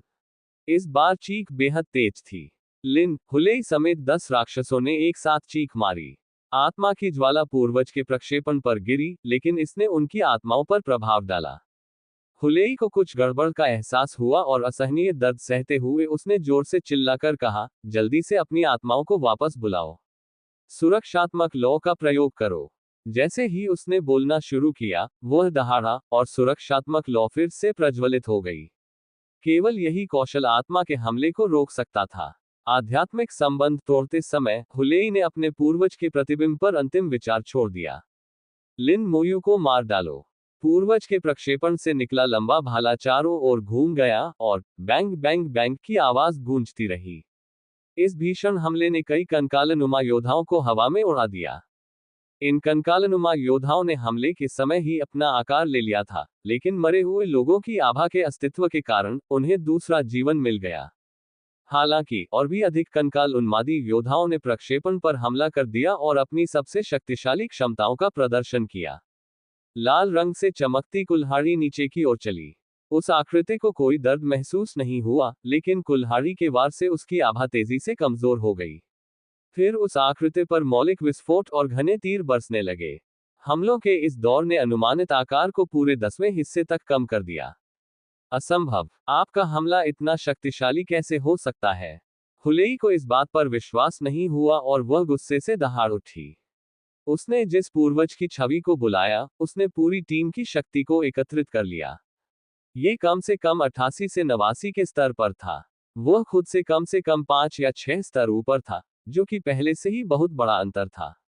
हालांकि लिन मोयू के कंकाल शक्तिशाली थे, लेकिन उसने उन्हें अभी अभी देखा था और जानता था कि उनमें इतनी शक्तिशाली आक्रमण शक्ति नहीं हो सकती। मीना ने कहा, ये लिन मोयू का आदिम रून कौशल है। तभी हुलेई ने देखा कि लिन मोयू का हाथ अभी भी हल्का सा चमक रहा था, और उस पर एक चिन्ह चमक रहा था। इस कौशल ने कंकालों की युद्ध शक्ति को काफी हद तक बढ़ा दिया, और यह सिर्फ एक कंकाल की नहीं बल्कि उन सभी की शक्ति पर लागू होता था। हुलेई में अचानक ठंडक महसूस हुई। ऐसा प्रतीत होता था कि वह समझ गया था कि ज्वाला दानव राजा की मृत्यु क्यों हुई। शायद वास्तव में इसे लिन मोयू ने ही मारा था। आदिम रून कौशल बहुत शक्तिशाली था, आश्चर्यजनक रूप से शक्तिशाली। पूर्वज के प्रक्षेपण से लिन मोयू को अभी तक कोई नुकसान नहीं पहुंचा था, क्योंकि उसके सभी हमलों को कंकालनुमा उन्मादियों ने रोक दिया था। कंकालों के पूरे हमले के तहत इसकी आभा धीरे धीरे कमजोर होती गई। महज 10 सेकंड से कुछ अधिक समय में ये गायब होने वाला था। हुलेई चिल्लाया, कोई विकल्प नहीं, हमारे पास यही चाल चलने के अलावा कोई चारा नहीं है। उसकी निगाहें टीम के कई सदस्यों पर घूमी और उसने कहा, अपने शरीर के सार रक्त का 10% हिस्सा छोड़ दो, हालांकि इससे कुछ नुकसान होगा, लेकिन लौटने के बाद तुम ठीक हो जाओगे। उन्हें टीम के सदस्यों की राय पूछने की जरूरत नहीं पड़ी और उन्होंने सीधे फैसला ले लिया। टीम के सदस्यों को कोई आपत्ति नहीं थी, क्योंकि राक्षसों के बीच पदानुक्रम बहुत सख्त था, और निचले स्तर के राक्षस केवल उच्च स्तर के राक्षसों के आदेशों का पालन कर सकते थे। 80 से अधिक स्तर के 9 राक्षसों ने एक साथ खून थूका, जो हवा में एक ढेर के रूप में इकट्ठा हो गया, और उनकी आभा तुरंत कमजोर हो गई। फिर हुलेई ने भी मुंह भर भरकर खून थूका। उसी समय उसके शरीर पर अगाध अग्नि भड़क उठी, जिससे सारा रक्त आपस में मिल गया। राक्षस स्वामी के नाम पर मैं अपने सार रक्त का बलिदान करके काले आकाश के राक्षस राजा को आमंत्रित करता हूँ। आकाश अचानक अंधेरा छा गया और एक विशाल अंतरिक्ष समय सुरंग प्रकट हुई। भागने ही वाली मीना अचानक चिल्लाई, काले आकाश के दानव राजा को बुला रही हूँ। नहीं, ये ब्लैक स्काई डेमन किंग का असली शरीर नहीं है, बल्कि सिर्फ एक अवतार है। ब्लैक स्काई डेमन किंग, जो कि 95वें स्तर का लॉर्ड लेवल डेमन किंग है, उसके स्वयं आने के लिए बहुत बड़ी कीमत चुकानी पड़ती है। यह थोड़ा सा सार रक्त पर्याप्त नहीं है, इसलिए अवतार के माध्यम से आना ही होगा। भले ही यह एक अवतार हो, यह 91 या 92 स्तर के एक साधारण दानव राजा के बराबर है। एक मानव देवता स्तर के शक्तिशाली प्राणी के बराबर, ये निश्चित रूप से लिन मोयू को मारने के लिए पर्याप्त है। अब देखते हैं तुम्हारी मौत कैसे होती है। वह इस बात से भली भांति परिचित थी कि हुलेई और अन्य लोगों को कितनी बड़ी कीमत चुकानी पड़ी थी। आह्वान के लिए अपने शरीर के 90% सार रक्त का बलिदान करने के बाद उससे उबरने में कम से कम कई साल लगेंगे। इससे दुष्परिणाम भी हो सकते हैं। लेकिन दानव राजा के आदेश को पूरा करने के लिए वे वास्तव में बेहद बेताब थे। मीना ने थोड़ी देर और देखने का फैसला किया, इस उम्मीद में कि वह अपनी आंखों से लिन मोयू को मरते हुए देख सकेगी। अंतरिक्ष समय की सुरंग से एक विशाल हाथ बाहर निकला। दानव राजा की आभा चारों ओर फैल गई, जिससे पूरी सुरक्षा दीवार कांप उठी और ढहने की कगार पर पहुंच गई। लिन मोयू के रोंगटे खड़े हो गए। राक्षस राजा, आने वाला दानव राजा दिव्य पवित्र आत्मा से भी अधिक शक्तिशाली था। वह सबसे शक्तिशाली प्राणी था जिसे लिन मोयू ने कभी देखा था। सिर्फ एक हाथ ने ही लिन मोयू को जानलेवा खतरे का एहसास करा दिया था। इसके अलावा लिन मोयू खुद को फंसा हुआ पाया। अगर वह अभी बच भी गया तो राक्षस राजा बाहर आते ही कुछ ही मिनटों में उसका पीछा करके उसे मार सकता है। मृतकों की सेना पर भरोसा करने से इस दानव राजा को रोका नहीं जा सकता था। स्ट्रॉन्ग सोल्जर स्किल होने पर भी यह काम नहीं करेगा। इसके रिलीज होने का बेसब्री से इंतजार है। लिन मोयू ने तुरंत फैसला ले लिया। उसके हाथ में सारगर्भित रक्त का एक बड़ा पिंड प्रकट हुआ। विष के देवता का सार तत्व। अब लिन मोयू के पास केवल यही आशा करने के अलावा कोई चारा नहीं था। अगर इससे भी काम नहीं बना तो आखिरी उम्मीद यही होगी कि जहर के देवता के शव को विस्फोट कर दिया जाए। चाहे कुछ भी हो जाए, वह उसे जरूर मार डालेगा। हुलेई ने कौशल पूरा कर लिया है। अब वह केवल ब्लैक स्काई डेमन किंग के अवतार के प्रकट होने का इंतजार कर रही है और फिर लिन मोयू को मरते हुए देखना चाहती है। हुलेई की आंखों में घृणा से भरी रक्तपिपासी चमक दिखाई दी। तुम मर चुके हो, उसने दांत पीसते हुए 4 शब्द कहे। हालांकि वह अब बहुत कमजोर हो गया था, फिर भी वह दिन ब दिन और अधिक उत्साहित होता जा रहा था। जब से उसने लड़ना शुरू किया था, वह शायद ही कभी हारा था। इस बार तो पूरी तरह से पराजय हुई, एक पूर्ण हानि। अब लिन मोयू को मरते हुए देखकर वह उत्साहित क्यों नहीं होगा? भले ही उसे इसकी भारी कीमत चुकानी पड़ी हो, लेकिन यह इसके लायक था। इसी क्षण एक हरी रोशनी आकाश में ऊपर की ओर उठी। भयंकर जहरीली गैस घेराबंदी के भीतर फैल गई। उनके शरीरों पर मौजूद सुरक्षात्मक ज्वालाएं मुड़ गईं और लगभग बुझ गईं। यह क्या चीज है? यह इतनी भयानक कैसे हो सकती है? उसने लिन मोयू के बगल में 1 मीटर लंबा प्राणी प्रकट होते देखा। लिन मोयू समेत सभी कंकाल घबराकर पीछे हट रहे थे। ये हरा प्राणी अंतरिक्ष समय सुरंग की ओर तेजी से बढ़ रहा था। अच्छा नहीं है। हुलेई को लगा कि कुछ गड़बड़ है। ये चीज बेहद डरावनी थी। वे भागना चाहते थे लेकिन बहुत देर हो चुकी थी, क्योंकि उन्होंने उस कौशल के लिए बहुत अधिक ऊर्जा खर्च कर दी थी और वे हिल नहीं सकते थे। मीना को भी खतरे का आभास हुआ। वह चीखी और घबराकर पीछे हट गई। बूम! बिना किसी भयावह दृश्य के हरी रोशनी चुपचाप विस्फोट हो गई। जहरीली गैस ने अंतरिक्ष समय सुरंग के केंद्र में 3 से 4 दर्जन मीटर के क्षेत्र को घेर लिया, जो हुलेई और अन्य राक्षसों को घेरने के लिए पर्याप्त था। मीना ने तुरंत प्रतिक्रिया दी और समय रहते जहरीली गैस से बच निकली। उसने अपनी आंखों से देखा कि हुलेई जहरीली गैस में तेजी से पिघल गया और एक पोखर में बदल गया, जिसका कोई अवशेष नहीं बचा। यहां तक कि दानव राजा का अवतार, जो अभी आधा ही प्रकट हुआ था, पिघल रहा था। उसके शरीर में अकल्पनीय भय भर गया। इतना भयानक जहर कैसे हो सकता है? भ्रष्ट विष दानव राजा का विष भी काले आकाश दानव राजा के अवतार को नहीं मार सका। मीना वहां ज्यादा देर नहीं रुकी और उसने तुरंत सुकुबस राजा द्वारा दिए गए टेलीपोर्टेशन पत्थर को सक्रिय कर दिया और पल भर में उस अवरोध से गायब हो गई। ब्लैक स्काई डेमन किंग का अवतार जहर से क्षीण हो गया था और अंतरिक्ष समय की सुरंग से लगातार चीखें आ रही थी। किसी भी दुर्घटना के डर से लिन मोयू बिना पलक झपकाए घूरती रही। सौभाग्यवश अंत में कोई दुर्घटना नहीं हुई। ब्लैक स्काई डेमन किंग का आधा शरीर जहर से पूरी तरह गल गया था, उसका कोई अवशेष नहीं बचा था। अंतरिक्ष समय सुरंग गायब हो गई। जहर के फटने के क्षण ही हुलेई और अन्य लोग राख में तब्दील हो चुके थे। लिन मोयू ने उस जगह की ओर देखा जहां मीना थी, फिर से भाग गई। लिन मोयू ने हल्की सी मुस्कान दी। स्ट्रॉन्ग सोल्जर स्किल के पास अभी भी कुछ सेकंड बचे थे और लिन मोयू ने इसे बर्बाद नहीं किया, बल्कि सीधे मरे हुए लोगों की सेना को बैरियर पर हमला करने दिया। कुछ ही सेकंड में अवरोध टूट गया। इसी दौरान लिन मोयू को एक सूचना मिली। काले आकाश के दानव राजा के अवतार को मार गिराया। अनुभव जोड़ तारांकन तारांकन।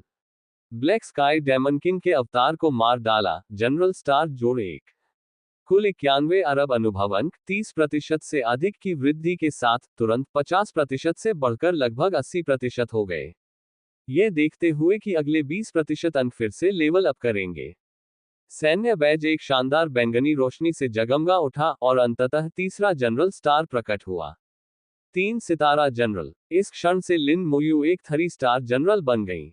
लिन मोयू को सूचना से केवल इतना ही पता चला कि उसने ब्लैक स्काई डेमन किंग के अवतार को मार डाला था। दानव राजा का अवतार 91वें स्तर पर पहुंच चुका था, इसलिए कोई कल्पना कर सकता है कि उसका वास्तविक शरीर कितना शक्तिशाली था। कम से कम लेवल 94 या 95। सौभाग्य से मैंने इसे बाहर नहीं आने दिया, वरना मैं मर जाता। अगर यह बात सामने आ जाती तो लिन मोयू को यकीन नहीं था कि वह विषैले लिच को इसे मारने दे सकता था। अथाह गहराई में काले आकाश के दानव राजा के महल में क्रोधपूर्ण और भयावह गर्जना गूंज रही थी। लिन मोयू, तुम्हें मरना होगा। मैं तुम्हें मार डालूंगा। पूरा महल लगभग ढह गया और अथाह आग बेकाबू होकर भड़क उठी। ब्लैक स्काई डेमन किंग द्वारा शासित शहर में उसके अवतार की मृत्यु से अराजकता फैल गई। अवतार को मारने के बाद भी जहर गायब नहीं हुआ, बल्कि धीरे धीरे बाहर की ओर फैल गया। योजक चिन्ह योजक चिन्ह योजक चिन्ह। संपर्क सेवा की शर्तें। विनाशकारी जादूगर। सी 476। अध्याय 476। 476। अध्याय 476। जब तक तुम हिलते रहोगे मैं तुम्हें उड़ा दूंगा। लिन मोयू ने बुरियल थंडर वैली में प्रवेश नहीं किया। उसने स्ट्रॉन्ग सोल्जर कौशल के शांत होने तक प्रतीक्षा करने की योजना बनाई थी। लिन मोयू के सैन्य प्रतीक चिन्ह पर बने तीनों तारे चमकते हुए स्पष्ट रूप से दिखाई दे रहे थे। मानव जाति में 3 सितारा दिव्य सेनापति दुर्लभ थे। यहां तक कि दिव्य स्तर के विशेषज्ञों के लिए भी यह जरूरी नहीं है कि उनके अधीनस्थों ने राक्षस राजाओं का खून बहाया हो। अगर उन्होंने राक्षस राजाओं को मार भी डाला होता तो ज्यादा से ज्यादा वे एक को ही मार पाते। पहले धुंधले पड़े सैन्य प्रतीक चिन्ह अचानक फिर से जगमगा उठे। फिर बड़ी मात्रा में जानकारी सामने आई। मारना, मारना, मारना। अनुभव एक बार फिर शानदार रहा। पहले तो लिन मोयू को समझ नहीं आया कि वह कैसे वापस लौटा, लेकिन सोचने के बाद उसे एक अनुमान लग गया। ऐसा लगता है कि यह जहर रसातल में फैल गया है। अनुभव प्राप्त करना अच्छी बात थी, और राक्षसों को मारना तो और भी बेहतर था। उन्हें इस बात का एहसास नहीं था कि उन्होंने अनजाने में आधे शहर का नरसंहार कर दिया था, और वह शहर राजधानी था। ब्लैक स्काई डेमन किंग द्वारा शासित राजधानी शहर में जहरीली गैस का प्रसार और संवरण जारी रहा। बड़ी संख्या में राक्षसों को जहर देकर मार डाला गया। स्तर 70 के दानव भी विष देवता के सार रक्त से निकलने वाले विषाक्त पदार्थों का सामना नहीं कर सके। संपर्क में आते ही लगभग निश्चित रूप से मृत्यु हो जाती थी। जहरीली गैस हवा के साथ पूरे शहर में फैल गई और जल्द ही आधे शहर को अपनी चपेट में ले लिया। न केवल राक्षस जहर से मर गए, बल्कि शहर की इमारतें भी जहरीली गैस के कारण ढह गईं और सड़ गईं। अपने पतन से पहले विष देवता एक मध्य स्तरीय देवता था, जो 93 से 95 स्तर के दानव राजा के समकक्ष था, और यहां तक कि कुलीन दानव राजाओं से भी श्रेष्ठ था। ये कल्पना करना कठिन है कि इसका जहर कितना शक्तिशाली था। जहरीली गैस लंबे समय तक हवा में बनी रही, और बड़ी संख्या में राक्षस भाग गए, जिससे राजधानी शहर पूरी तरह से बर्बाद हो गया। ब्लैक स्काई डेमन किंग चाहे कितना भी क्रोधित क्यों न हो, ये व्यर्थ था और इस तथ्य को नहीं बदल सकता था कि लिन मोयू ने भारी मात्रा में अनुभव प्राप्त कर लिया था, जो 10% और बढ़कर स्तर 52-90% तक पहुंच गया था, जो अगले स्तर से ज्यादा दूर नहीं था। उसके आखिरी लेवल अप को हुए 2 दिन से भी कम समय हुआ था, और वह फिर से लेवल अप करने वाला था। लिन मोयू को लगा कि भले ही वह बार बार इंस्टेंस क्लियर कर ले, फिर भी उसकी लेवलिंग स्पीड इससे तेज नहीं होगी। 1 घंटे आराम करने के बाद स्ट्रॉन्ग सोल्जर स्किल का कूलडाउन समाप्त हो गया। लिन मोयू ने गहरी सांस ली, कंकालनुमा कवच पहना और दफन गर्जना घाटी में प्रवेश किया। बुरियल थंडर वैली में प्रवेश करना किसी दूसरी दुनिया में प्रवेश करने जैसा प्रतीत हुआ। क्या ये एक रहस्यमयी दुनिया है? बुरियल थंडर वैली ने लिन मोयू को एक रहस्यमयी दुनिया जैसा एहसास कराया। लिन मोयू जानती थी कि यह वास्तव में कोई गुप्त क्षेत्र नहीं था, लेकिन उसे कुछ हद तक वैसी ही अनुभूति हो रही थी। घाटी में 10 मीटर से भी कम चलने के बाद अचानक उसके सामने एक बिजली का गोला चुपचाप फट गया। बिजली की चमक में कंकालनुमा कवच के चूर चूर हो जाने की तेज आवाज हुई। कंकालनुमा कवच को चकनाचूर करने के बाद भी बिजली की शक्ति पूरी तरह से समाप्त नहीं हुई और उसने लिन मोयू को कुछ नुकसान पहुंचाया। हालांकि लिन मोयू में बिजली के तत्व से 80% प्रतिरक्षा थी और चूंकि मरे हुए लोगों की सेना क्षति को साझा कर रही थी, इसलिए नुकसान महत्वपूर्ण नहीं था। फिर भी लिन मोयू ने इसी वजह से खेलना बंद कर दिया। बिजली का गोला बिना किसी चेतावनी के अचानक प्रकट हुआ, इतनी जबरदस्त शक्ति के साथ अचानक प्रकट हुआ और गायब हो गया। बिल्कुल अजीब। लिन मोयू रुक गया और अपने आसपास के वातावरण का अवलोकन करने लगा। लेकिन उन्हें कुछ भी असामान्य नहीं लगा। घाटी में सन्नाटा पसरा हुआ था, हवा का जरा सा भी झोंका नहीं चल रहा था। लिन मोयू को अपने दिल की धड़कन, सांस लेने की आवाज और यहां तक कि अपने शरीर के अंदर खून बहने की आवाज भी साफ सुनाई दे रही थी। घाटी बंजर नहीं थी, उसमें कुछ छोटे पौधे उग रहे थे। हालांकि ये छोटे पौधे पूरी तरह से स्थिर थे, जरा सा भी हिलना डुलना नहीं, मानो वे लाखों साल पुरानी चट्टानें हो। ऐसा प्रतीत होता था कि हवा की कमी ही पौधों के स्थिर रहने का कारण थी। लेकिन लिन मोयू को लगा कि ऐसा नहीं है। उसने अनुमान लगाया और कंकालनुमा कवच को फिर से पहन लिया, फिर आगे बढ़ने की कोशिश की। उस पर बिजली का एक और गोला गिरा, जिससे उसका कंकालनुमा कवच फिर से चकनाचूर हो गया। लिन मोयू एक बार फिर स्थिर खड़ी हो गई। कुछ देर सोचने के बाद उसने एक कंकाल बरसेका को बुलाया। स्केलेटन बरसेरकर के प्रकट होते ही उसके सामने तुरंत एक बिजली का गोला फट गया। विस्फोट के कारण स्केलेटन बरसेरकर कांप उठा और उसके शरीर में बिजली दौड़ गई। सौभाग्यवश इस विस्फोट से मरे हुए सैनिकों की सेना को भी उतना ही नुकसान हुआ। अन्यथा ये कंकाल बर्बर योद्धा गंभीर रूप से घायल हो जाता या शायद मारा भी जाता। इसके बाद लिन मोयू ने स्केलेटन बरसेका को 2 कदम आगे बढ़ाने की कोशिश की। हर कदम के साथ एक बिजली का गोला फटता था। ऐसा प्रतीत होता था मानो इस स्थान पर हर जगह अदृश्य बिजली के गोले बिखरे हुए हों। लिन मोयू ने एक खाली डिब्बा आगे की ओर फेंका। खाली डिब्बा हवा में ही बिजली के गोले से नष्ट हो गया। इससे उनका अनुमान और भी पुष्ट हो गया। उन्हें समझ आ गया कि यहाँ के छोटे पौधे इतने छोटे और गतिहीन क्यों थे। ऐसा प्रतीत होता था कि कोई भी हलचल, चाहे वह कितनी भी छोटी क्यों न हो, बिजली गिरने का कारण बन सकती थी। ये बिजली की चमक बेहद शक्तिशाली थी, घाटी के बाहर की बिजली की तुलना में कहीं अधिक शक्तिशाली। कई प्रयोगों के बाद लिन मोयू को पूरा यकीन हो गया था कि बुरियल थंडर वैली में किसी भी हलचल के परिणामस्वरूप बिजली गिरेगी। यदि कोई स्थिर खड़ा रहे तो बिजली नहीं गिरेगी। इससे पहले जब उसने स्केलेटन बरसेरकर को बुलाया था, तब बिजली नहीं गिरी थी। स्केलेटन बरसेरकर के हिलने पर ही बिजली दिखाई दी। इस प्रयोग के बाद लिन मोयू को स्पष्ट समझ आ गई थी। वह तेजी से घाटी के अंदरूनी हिस्से की ओर चल पड़ा। उस पर लगातार बिजली के गोले फट रहे थे, जिससे बिना कोई आवाज किए एक अजीब और रोमांचकारी दृश्य बन रहा था। लिन मोयू की चाल तेज होती जा रही थी और बिजली की तीव्रता बढ़ती जा रही थी। एक ही सांस में 1000 मीटर चलने के बाद लिन मोयू आखिरकार रुक गई। उसने हजारों बार बिजली गिरने का सामना किया था। अगर कोई और पेशेवर होता, यहां तक कि 80वें स्तर से ऊपर का भी, तो वह अब तक या तो मर चुका होता या गंभीर रूप से घायल हो चुका होता। लेकिन लिन मोयू ऐसे व्यवहार कर रहा था मानो कुछ हुआ ही न हो। उसके बाल भी बिखरे नहीं थे और कपड़े भी सही सलामत थे। क्षति हस्तांतरण के कारण मरे हुओं की सेना ने उसे लगी सारी क्षति को आपस में बांट लिया। रुकने के बाद लिन मोयू ने पूरी मरे हुए लोगों की सेना को बुलाया। अचानक घाटी में 30,000 से अधिक कंकाल भर गए। लिच जनरल ने पूरी सेना का उपचार करना शुरू कर दिया। जब तक कंकाल हिलते नहीं, तब तक बिजली नहीं कड़कती। ठीक होने के बाद लिन मोयू ने मरे हुए लोगों की सेना को हटा दिया और आगे बढ़ गई। इस प्रक्रिया को दोहराते हुए लिन मोयू और भी तेज गति से आगे बढ़ने लगी। अंततः उसने लाइटनिंग एंड डेड विंग्स का उपयोग करके बुरियल थंडर वैली के भीतर उड़ान भी भरी। बुरियल थंडर वैली बहुत शांत थी, वहां जीवन का कोई नामोनिशान नहीं था। यहां तक कि थंडर मार्श में भी, जो कि एक उच्च जोखिम वाला क्षेत्र है, कोई अभी भी 80 से अधिक स्तर के पेशेवरों को लेवल बढ़ाते हुए देख सकता है। ड्रैगन कबीले के क्षेत्र में पेशेवर मानव कौशल में हो रही प्रगति ने उनकी ताकत पर उनके पूर्ण विश्वास को प्रदर्शित किया। लेकिन बुरियल थंडर वैली में एक भी व्यक्ति नजर नहीं आया। कम से कम लिन मोयू ने दसियों हजार मीटर की दूरी तय कर ली थी, हर 1000 मीटर पर आराम करते हुए, कुल मिलाकर 10 बार, बिना किसी को देखे। हमें एक भी राक्षस नहीं मिला। लेकिन जरा सोचिए, भला कौन स्वेच्छा से ऐसी जगह पर आना चाहेगा जहां हर कदम पर बिजली गिरने का खतरा हो।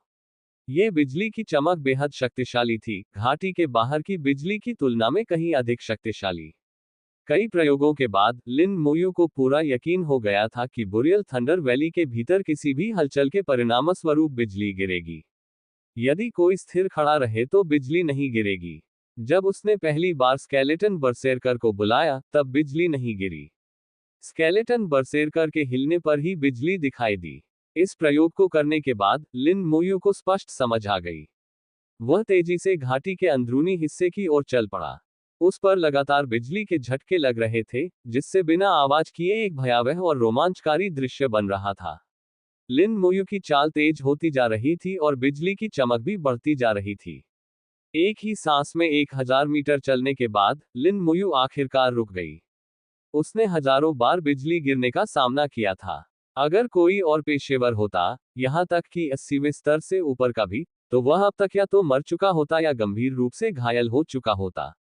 लेकिन लिन मोयू ऐसे व्यवहार कर रहा था जैसे कुछ हुआ ही न हो। उसके बाल भी बिखरे नहीं थे और कपड़े भी सही सलामत थे। क्षति हस्तांतरण की प्रक्रिया के कारण मरे हुए सैनिकों की सेना ने उसे हुई सारी क्षति को आपस में बांट लिया। रुकने के बाद लिन मोयू ने पूरी मरे हुए लोगों की सेना को बुलाया। अचानक घाटी में 30,000 से अधिक कंकाल भर गए। लिच जनरल ने पूरी सेना का उपचार करना शुरू कर दिया। जब तक कंकाल हिलते नहीं, तब तक बिजली नहीं कड़कती। ठीक होने के बाद लिन मोयू ने मरे हुए लोगों की सेना को हटा दिया और आगे बढ़ गई। इस प्रक्रिया को दोहराते हुए लिन मोयू और भी तेज गति से आगे बढ़ने लगी। अंततः उसने लाइटनिंग अनडेड विंग्स का उपयोग करके बुरियल थंडर वैली के भीतर उड़ान भी भरी। बुरियल थंडर वैली बहुत शांत थी, वहां जीवन का कोई नामोनिशान नहीं था। यहां तक कि थंडर मार्श में भी, जो कि एक उच्च जोखिम वाला क्षेत्र है, कोई अभी भी 80 से अधिक स्तर के पेशेवरों को लेवल बढ़ाते हुए देख सकता है। ड्रैगन कबीले के क्षेत्र में पेशेवर मानव कौशल में हो रही प्रगति ने उनकी ताकत पर उनके पूर्ण विश्वास को प्रदर्शित किया। लेकिन बुरियल थंडर वैली में एक भी व्यक्ति नजर नहीं आया। कम से कम लिन मोयू ने दसियों हजार मीटर की दूरी तय कर ली थी, हर 1000 मीटर पर आराम करते हुए, कुल मिलाकर 10 बार, बिना किसी को देखे। हमें एक भी राक्षस नहीं मिला। लेकिन जरा सोचिए, भला कौन स्वेच्छा से ऐसी जगह पर आना चाहेगा जहां हर कदम पर बिजली गिरने का खतरा हो। ये बिजली की चमक बेहद शक्तिशाली थी, घाटी के बाहर की बिजली की तुलना में कहीं अधिक शक्तिशाली। आगे पहला मोड़ है, जहां 3 रास्ते हैं। मुझे बीच वाला रास्ता लेना चाहिए। लिन मोयू को एंटारेस द्वारा दिया गया नक्शा याद आ गया। क्रिस्टल के स्थान तक पहुंचने के लिए रास्ते में 9 मोड़ पार करने पड़ते थे। प्रत्येक कांटे पर 3 से 6 विकल्प मौजूद थे। एक बार भी गलत रास्ता चुनने से क्रिस्टल के स्थान तक पहुंचने में बाधा उत्पन्न होगी। लिन मोयू ने प्रत्येक कांटे के लिए उपलब्ध विकल्पों को याद कर लिया था। पहले विभाजन पर 3 विकल्पों में से मध्य वाला विकल्प चुने। लिन मोयू का शरीर अचानक नीचे की ओर झुका और वह तुरंत हवा से नीचे उतरने लगा। लाइटनिंग अनडेड विंग्स अपने आप गायब हो गए। इस जगह पर हवाई यात्रा प्रतिबंधित है। लिन मोयू ने घाटी के थोड़े धुंधले आकाश की ओर देखा। आकाश में टिमटिमाते तारे दिखाई दे रहे थे। निचले अंतरिक्ष में तारों को देखना बेहद रहस्यमय लग रहा था। दोनों ओर की खड़ी और चिकनी चट्टानों पर उड़ने की क्षमता के बिना चढ़ना असंभव था। पहले मार्ग में प्रवेश करने के बाद बिजली की तीव्रता में लगभग 10% की वृद्धि हुई, जो कि बहुत अधिक नहीं है। इसी क्षण आकाश से तारों की रोशनी का एक अंश गिरा और सीधे लिन मोयू के सामने आकर रुका। लिन मोयू के सामने तारों की रोशनी फट पड़ी और एक विशालकाय राक्षस उस रोशनी से बाहर निकला और बिना कुछ कहे सीधे लिन मोयू की ओर बढ़ गया। जैसे ही वह आगे बढ़ा, उस पर बिजली भी कड़कने लगी। बुरियल थंडर वैली में बिजली सबके साथ एक जैसा व्यवहार करती थी। जब तक आप हिलते डुलते, बिजली आपको अपनी चपेट में ले लेती थी। सबसे महत्वपूर्ण बात यह थी कि बिजली गिरने के बाद भी राक्षस अप्रभावित प्रतीत हुआ और उसकी आभा थोड़ी और मजबूत हो गई। लिन मोयू ने तुरंत ही एक पता लगाने वाला मंत्र पढ़ा और साथ ही मरे हुए लोगों की सेना को भी बुला लिया। बिजली का दानव बॉस स्तर का राक्षस। स्तर 80, शक्ति 350,000, फुर्ती 450,000, आत्मा 300,000, संविधान 500,000, कौशल बिजली अवशोषण निष्क्रिय बिजली का प्रहार। विशेषताएं बिजली के प्रभाव से प्रतिरक्षा, बिजली को अवशोषित करके खुद को मजबूत कर सकता है। जीवन शक्ति में वृद्धि, ताकत में वृद्धि, गति में वृद्धि। बिजली की तरह ही लाइटनिंग बीस्ट ने मरे हुए सैनिकों की सेना पर हमला कर दिया। इस जबरदस्त बल के कारण कई स्केलेटन बरसेरकर्स तुरंत हवा में उड़ गए। एक क्षण के लिए बिजली चमकी और पूरी घाटी को अपनी चपेट में ले लिया। संपर्क सेवा की शर्तें। विनाशकारी जादूगर C477 अध्याय 477 477 अध्याय 477 इसे पार करना असंभव है। कंकाल दूर जा गिरे और बीच रास्ते में अनगिनत बिजली के झटके उन पर गिरे। भयंकर बिजली के दानव का सामना करते हुए कंकाल के उन्मादी बिल्कुल भी भयभीत नहीं हुए और बिजली को सहन करते हुए उसका डटकर मुकाबला किया। जादूगर और तीरंदाज अपनी मूल स्थिति से ही स्थिर खड़े रहे और अपने कौशल का प्रयोग करते रहे। जब तक वे हिलते डुलते नहीं, तब तक उन पर बिजली नहीं गिरेगी। लिन मोयू ने उंगली से इशारा किया। कौशल वृद्धावस्था अभिशाप। कौशल विषैले तारे का विस्फोट। ये दोनों कौशल लगभग एक साथ सक्रिय हुए। फिर कंकालों के पैर एक जहरीली आभा से ढक गए और उसके बगल में पॉइजन लिच प्रकट हुआ। हालांकि कहावत है कि एक शेर भी खरगोश को पकड़ने के लिए अपनी पूरी ताकत लगा देता है, लेकिन लिन मोयू को एक साधारण 80वें स्तर के बॉस के खिलाफ पूरी ताकत लगाने की कोई जरूरत नहीं थी। वृद्धावस्था के अभिशाप के प्रभाव से बिजली के दानव की गति तुरंत धीमी हो गई। लिन मोयू को आखिरकार इसकी स्पष्ट बनावट देखने को मिल गई। ये शेर जैसा दिखता था, इसके पूरे शरीर पर घने बाल थे।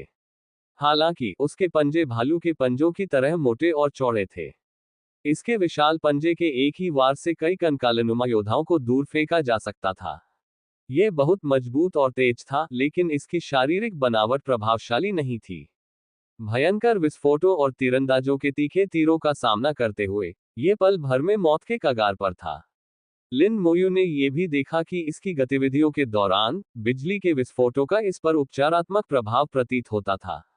इसकी निष्क्रिय क्षमता बिजली को अवशोषित करना थी और बिजली का तत्व इसके लिए एक टॉनिक की तरह था। बिजली को अवशोषित करके खुद को ठीक करना और यहां तक कि विकसित होना वास्तव में विचित्र है। लिन मोयू ने मन ही मन सोचा, लेकिन वह ज्यादा हैरान नहीं हुआ क्योंकि इस विशाल दुनिया में कई अजीबोगरीब चीजें मौजूद थीं। अमर सैनिकों की सेना के निरंतर हमले के आगे बिजली का दानव स्पष्ट रूप से अब और टिकने में असमर्थ था। अपनी मृत्यु से पहले यह अचानक चकाचौंध कर देने वाली बिजली के साथ फट पड़ा। कौशल बिजली की तबाही। यह इसकी एकमात्र कुशलता है और साथ ही इसकी आखिरी कुशलता भी। ये नरसंहार न केवल अपने दुश्मनों के लिए था, बल्कि खुद के लिए भी था। लिन मोयू को एक चकाचौंध कर देने वाली रोशनी का अनुभव हुआ और तेज बिजली के कारण उसके लिए कुछ भी देखना असंभव हो गया। आध्यात्मिक जगत में उन्होंने कई कंकालों को उड़ते हुए देखा। विस्फोट लगभग 200 मीटर के क्षेत्र में हुआ, जो बहुत बड़ा क्षेत्र नहीं था। जो कंकाल उड़कर दूर चले गए थे, उन पर फिर बुरियल थंडर वैली में बिजली गिरी। सौभाग्यवश लिच जनरल की उपचार क्षमता इतनी तीव्र थी कि कंकालों को कोई नुकसान नहीं पहुंचा। लिन मोयू ने अपने सामने के खाली स्थान को देखा, जहां बिजली गिरने से जमीन काली पड़ गई थी। यह तो सचमुच आत्मविनाश हो गया। ये कौशल वास्तव में आत्मविनाश का कौशल है, लिन मोयू ने बुदबुदाते हुए कहा, क्योंकि उसने कभी उम्मीद नहीं की थी कि बिजली के राक्षस का कौशल परस्पर विनाशकारी होगा। इस समय उसने आकाश में स्थित तारे की ओर देखा। उसने आकाश से तारे को गिरते और बिजली के राक्षस में बदलते हुए देखा था। अब जबकि बिजली का दानव आत्म विनाश करके मर गया था, टूटा हुआ तारा आकाश में फिर से प्रकट हो गया। हालांकि इसकी रोशनी पहले की तुलना में काफी कम थी। लिन मोयू ने कुछ देर तक इसका अवलोकन किया और पाया कि यह धीरे धीरे ठीक हो रहा है और इसे अपनी चरम अवस्था को पुनः प्राप्त करने और फिर से बिजली के राक्षस में बदलने में ज्यादा समय नहीं लगेगा। इसके आत्म विनाश की शक्ति को देखते हुए, अगर किसी 80 स्तरीय योद्धा ने अपनी अंतिम रक्षा प्रणाली को सक्रिय नहीं किया होता, तो वह भी तुरंत मारा जाता। जहां तक लेवल 80 के अन्य पेशेवरों की बात है, वे तो निश्चित रूप से मर चुके होते। ये पहली बार है जब मेरा सामना किसी आत्मा विनाश करने वाले बॉस से हुआ है। लिन मोयू ने पूरी प्रक्रिया को ध्यानपूर्वक याद किया। इस स्तर के बॉस आमतौर पर तब भाग जाते थे जब वे जीत नहीं पाते थे, क्योंकि उनमें जीवित रहने की प्रवृत्ति होती थी। लेकिन इसने तो इतनी निर्णायक रूप से खुद को नष्ट कर लिया। इसके अलावा, चूंकि यह आत्मविनाश था, इसलिए इसमें कोई अनुभव या भौतिक पुरस्कार नहीं था, जिससे यह पूरी तरह से व्यर्थ हो गया। यह समझना आसान था कि इस जगह पर कोई क्यों नहीं आया। लिन मोयू ने आगे बढ़ने से पहले मरे हुए सैनिकों की सेना के पूरी तरह से ठीक होने का इंतजार किया। यह मार्ग लगभग 10,000 मीटर लंबा था और अपने पिछले अनुभव के आधार पर लिन मोयू हर 2,000 मीटर पर विश्राम करता था। लिन मोयू ने धीरे धीरे घाटी की लय को समझ लिया था और वह तेजी से आगे बढ़ रही थी। महज 10 मिनट में लिन मोयू सड़क के दूसरे मोड़ पर पहुंच गई, जहां से चुनने के लिए 4 रास्ते थे। चूंकि अंतारेस ने उसे पहले ही बता दिया था कि उसे कौन सा रास्ता अपनाना है, इसलिए लिन मोयू बिना किसी झिझक के सीधे दूसरे रास्ते पर चला गया। जैसे ही वह गलियारे में दाखिल हुआ, बिजली का एक और झटका लगा। बिजली पहले जैसी ही दिख रही थी, उसमें कोई अंतर नहीं था, लेकिन इसकी शक्ति फिर से बढ़ गई थी। जब उन्होंने पहली बार घाटी में प्रवेश किया था, उसकी तुलना में वृद्धि लगभग 30% थी। लिन मोयू के लिए सत्ता में इस प्रकार की वृद्धि महत्वपूर्ण नहीं थी। लिन मोयू ने आकाश की ओर देखा। इस बार आकाश में 2 तारे दिखाई दिए, जो बहुत चमक रहे थे। उनकी संख्या बढ़ गई है और वे पहले से अधिक बुद्धिमान भी हैं। क्या उनका स्तर भी बढ़ सकता था? लिन मोयू सोचते हुए आगे बढ़ता रहा। 1000 मीटर से भी कम चलने के बाद उसने देखा कि 2 तारे एक साथ आकाश से गिर रहे हैं। तारों की रोशनी जमीन पर फट पड़ी और 2 बिजली के राक्षस प्रकट हुए। यह बदलाव लिन मोयू की अपेक्षाओं के अनुरूप था। बिजली की तरह उस पर हमला करने वाले बिजली के राक्षसों का सामना करते हुए लिन मोयू शांत रहा और उसने मरे हुए लोगों की सेना को बुलाया। फिर उसने एजन कज और पॉइजन स्टार एक्सप्लोजन का प्रयोग किया, तभी पॉइजन लिच उसके बगल में प्रकट हुआ। तभी लिन मोयू ने शांत भाव से जासूसी मंत्र का जाप किया। बिजली का दानव कुलीन राक्षस। स्तर 81। शक्ति 400,000। फुर्ती 500,000। आत्मा 300,000। संविधान 550,000। कौशल बिजली अवशोषण निष्क्रिय बिजली नरसंहार। विशेषताएं बिजली के प्रभाव से प्रतिरक्षा, बिजली को अवशोषित करके स्वयं को मजबूत कर सकता है, जीवन शक्ति में वृद्धि, ताकत में वृद्धि, गति में वृद्धि। उनका स्तर 1 बढ़ गया था और उनकी संख्या दोगुनी हो गई थी। उनके गुणों में थोड़ा सुधार हुआ था, लेकिन उनके कौशल और विशेषताएं अपरिवर्तित रहीं। केवल कठिनाई के लिहाज से देखें तो चुनौती दोगुनी से भी अधिक हो गई थी। सामान्य पेशेवर टीमों के लिए एक बॉस या 2 बॉस का सामना करना एक बिल्कुल अलग अवधारणा थी, और इससे अभिभूत होना आसान था। लेकिन लिन मोयू के लिए कोई फर्क नहीं था। अमर सेना की घेराबंदी के तहत 2 लेवल 81 के साधारण बॉस को शीघ्र ही समाप्त कर दिया गया। अपनी मृत्यु से पहले उन्होंने एक साथ आत्म विनाश कर लिया। लिन मोयू ने सोल फ्लेम्स और बोन प्रिजन का उपयोग करके उनके आत्म विनाश को रोकने की कोशिश की, लेकिन वह असफल रही। दोनों बॉस ने एक ही समय में पहले से कहीं अधिक शक्ति के साथ आत्म विनाश कर लिया। कई कंकाल उड़ गए और फिर हवा में ही भीषण बिजली की चपेट में आ गए। लिच जनरल तैयार था और उसने समय रहते उन्हें ठीक कर दिया। आत्मविनाश के दौरान लिन मोयू थोड़ी गंभीर दिख रही थी। आत्मविनाश की शक्ति बढ़ गई थी और कंकालों को होने वाला नुकसान भी अधिक था। यदि शक्ति में 1 और गुना वृद्धि हो जाती है तो कंकाल तुरंत मारे जा सकते हैं। व्यापक संपर्क स्थापित करने की क्षमता एक बार फिर विफल हो सकती है। लेकिन ये तो केवल दूसरा अंश था। अभी 7 और रास्ते बाकी थे और शक्ति निश्चित रूप से और भी बढ़ जाएगी। भले ही उसने अमर लिच से अमर आभा का उपयोग किया हो, लेकिन चूंकि बॉस का आत्मविनाश एक साथ नहीं होता था, बल्कि उसके बीच थोड़ा समय अंतराल होता था, इसलिए कई कंकालों को लगातार 2 घातक हमलों का सामना करना पड़ता। परिणामस्वरूप अमर आभा अप्रभावी हो जाएगी। लिन मोयू ने आकाश में फिर से दिखाई देने वाले 2 तारों को देखा और बुदबुदाया, लगता है मुझे कोई रास्ता ढूंढना होगा। सोचते सोचते उसके कदम नहीं रुके और वह जल्दी ही सड़क के तीसरे मोड़ पर पहुंच गया। इस बार 6 विकल्प थे और लिन मोयू के सामने 6 अंश दिखाई दिए। अगर एंटारेस ने उसे सही विकल्प न बताया होता तो वह 10 में से 9 बार गलत रास्ता ही चुनता। एक बार भी गलत रास्ता चुनने से वह क्रिस्टल के स्थान तक पहुंचने से वंचित रह जाएगा। इस बार यह चौथा है। लिन मोयू ने निर्णायक रूप से चौथे चरण में प्रवेश किया। बिजली फिर से चमक उठी। यह सामान्य था और बुरियल थंडर वैली में प्रवेश करने के बाद से लिन मोयू को अनगिनत बार चोट लग चुकी थी और वह पहले से ही इसके आदी हो चुकी थी। उसने देखा कि कंकालनुमा कवच चकनाचूर हो गया और बची हुई बिजली उसके शरीर पर गिरी। उसके शरीर में हल्की सुन्नता फैल गई और लिन मोयू को लगा कि कुछ गड़बड़ है। उसने इस मार्ग में बिजली का अनुभव करने के लिए 2 कदम और चलने की कोशिश की। लिन मोयू का चेहरा बेहद गंभीर हो गया था। बिजली की आपूर्ति में 60% की वृद्धि हुई है। पहली बार 10%, दूसरी बार 30% और तीसरी बार 60%। हर बार वृद्धि पिछली बार की तुलना में 10% अधिक थी। यदि वृद्धि की ये दर जारी रहती है तो चौथी बार यह 100% होगी, यानी सीधे तौर पर दोगुनी हो जाएगी। पांचवी बार 150% होगा और 9वीं बार 450% होगा। ये 5.5 गुना वृद्धि है और इसे झेलने के लिए कम से कम 88वें स्तर के पेशेवरों की आवश्यकता होगी। लेकिन एंटारेस ने कहा कि स्तर 80 से अधिक न होना बेहतर है, जो कि विरोधाभासी है। यहां तक कि एक लेवल 79 अर्थ नाइट भी 5.5 गुना बढ़ी हुई बिजली का सामना करने में सक्षम नहीं हो सकता है। बॉस का सामना करने की तो बात ही छोड़ दें। बुरियल थंडर वैली में किसी का भी प्रवेश होना तय नहीं था। यह एक बंद गली है। लिन मोयू का चेहरा उदास था जब उसने आकाश की ओर देखा।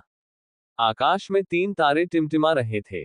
जैसा कि उसने अनुमान लगाया था, अब यहाँ 3 बिजली के राक्षस मौजूद थे। संपर्क सेवा की शर्तें। विनाशकारी जादूगर सी 478 अध्याय 478 478 अध्याय 478 अच्छी तरह से अध्ययन करें नियमों की शक्ति। लिन मोयू ने पहले ही ये तय कर लिया था कि बुरियल थंडर वैली एक बिल्कुल बंद गली है। वहां से अंत तक पहुंचना असंभव था। यहां तक कि उनके लिए भी ये बहुत मुश्किल होगा। लेकिन अब जब उसने एंटारेस के साथ सौदा कर लिया था तो वह कोशिश किए बिना हार नहीं मान सकता था।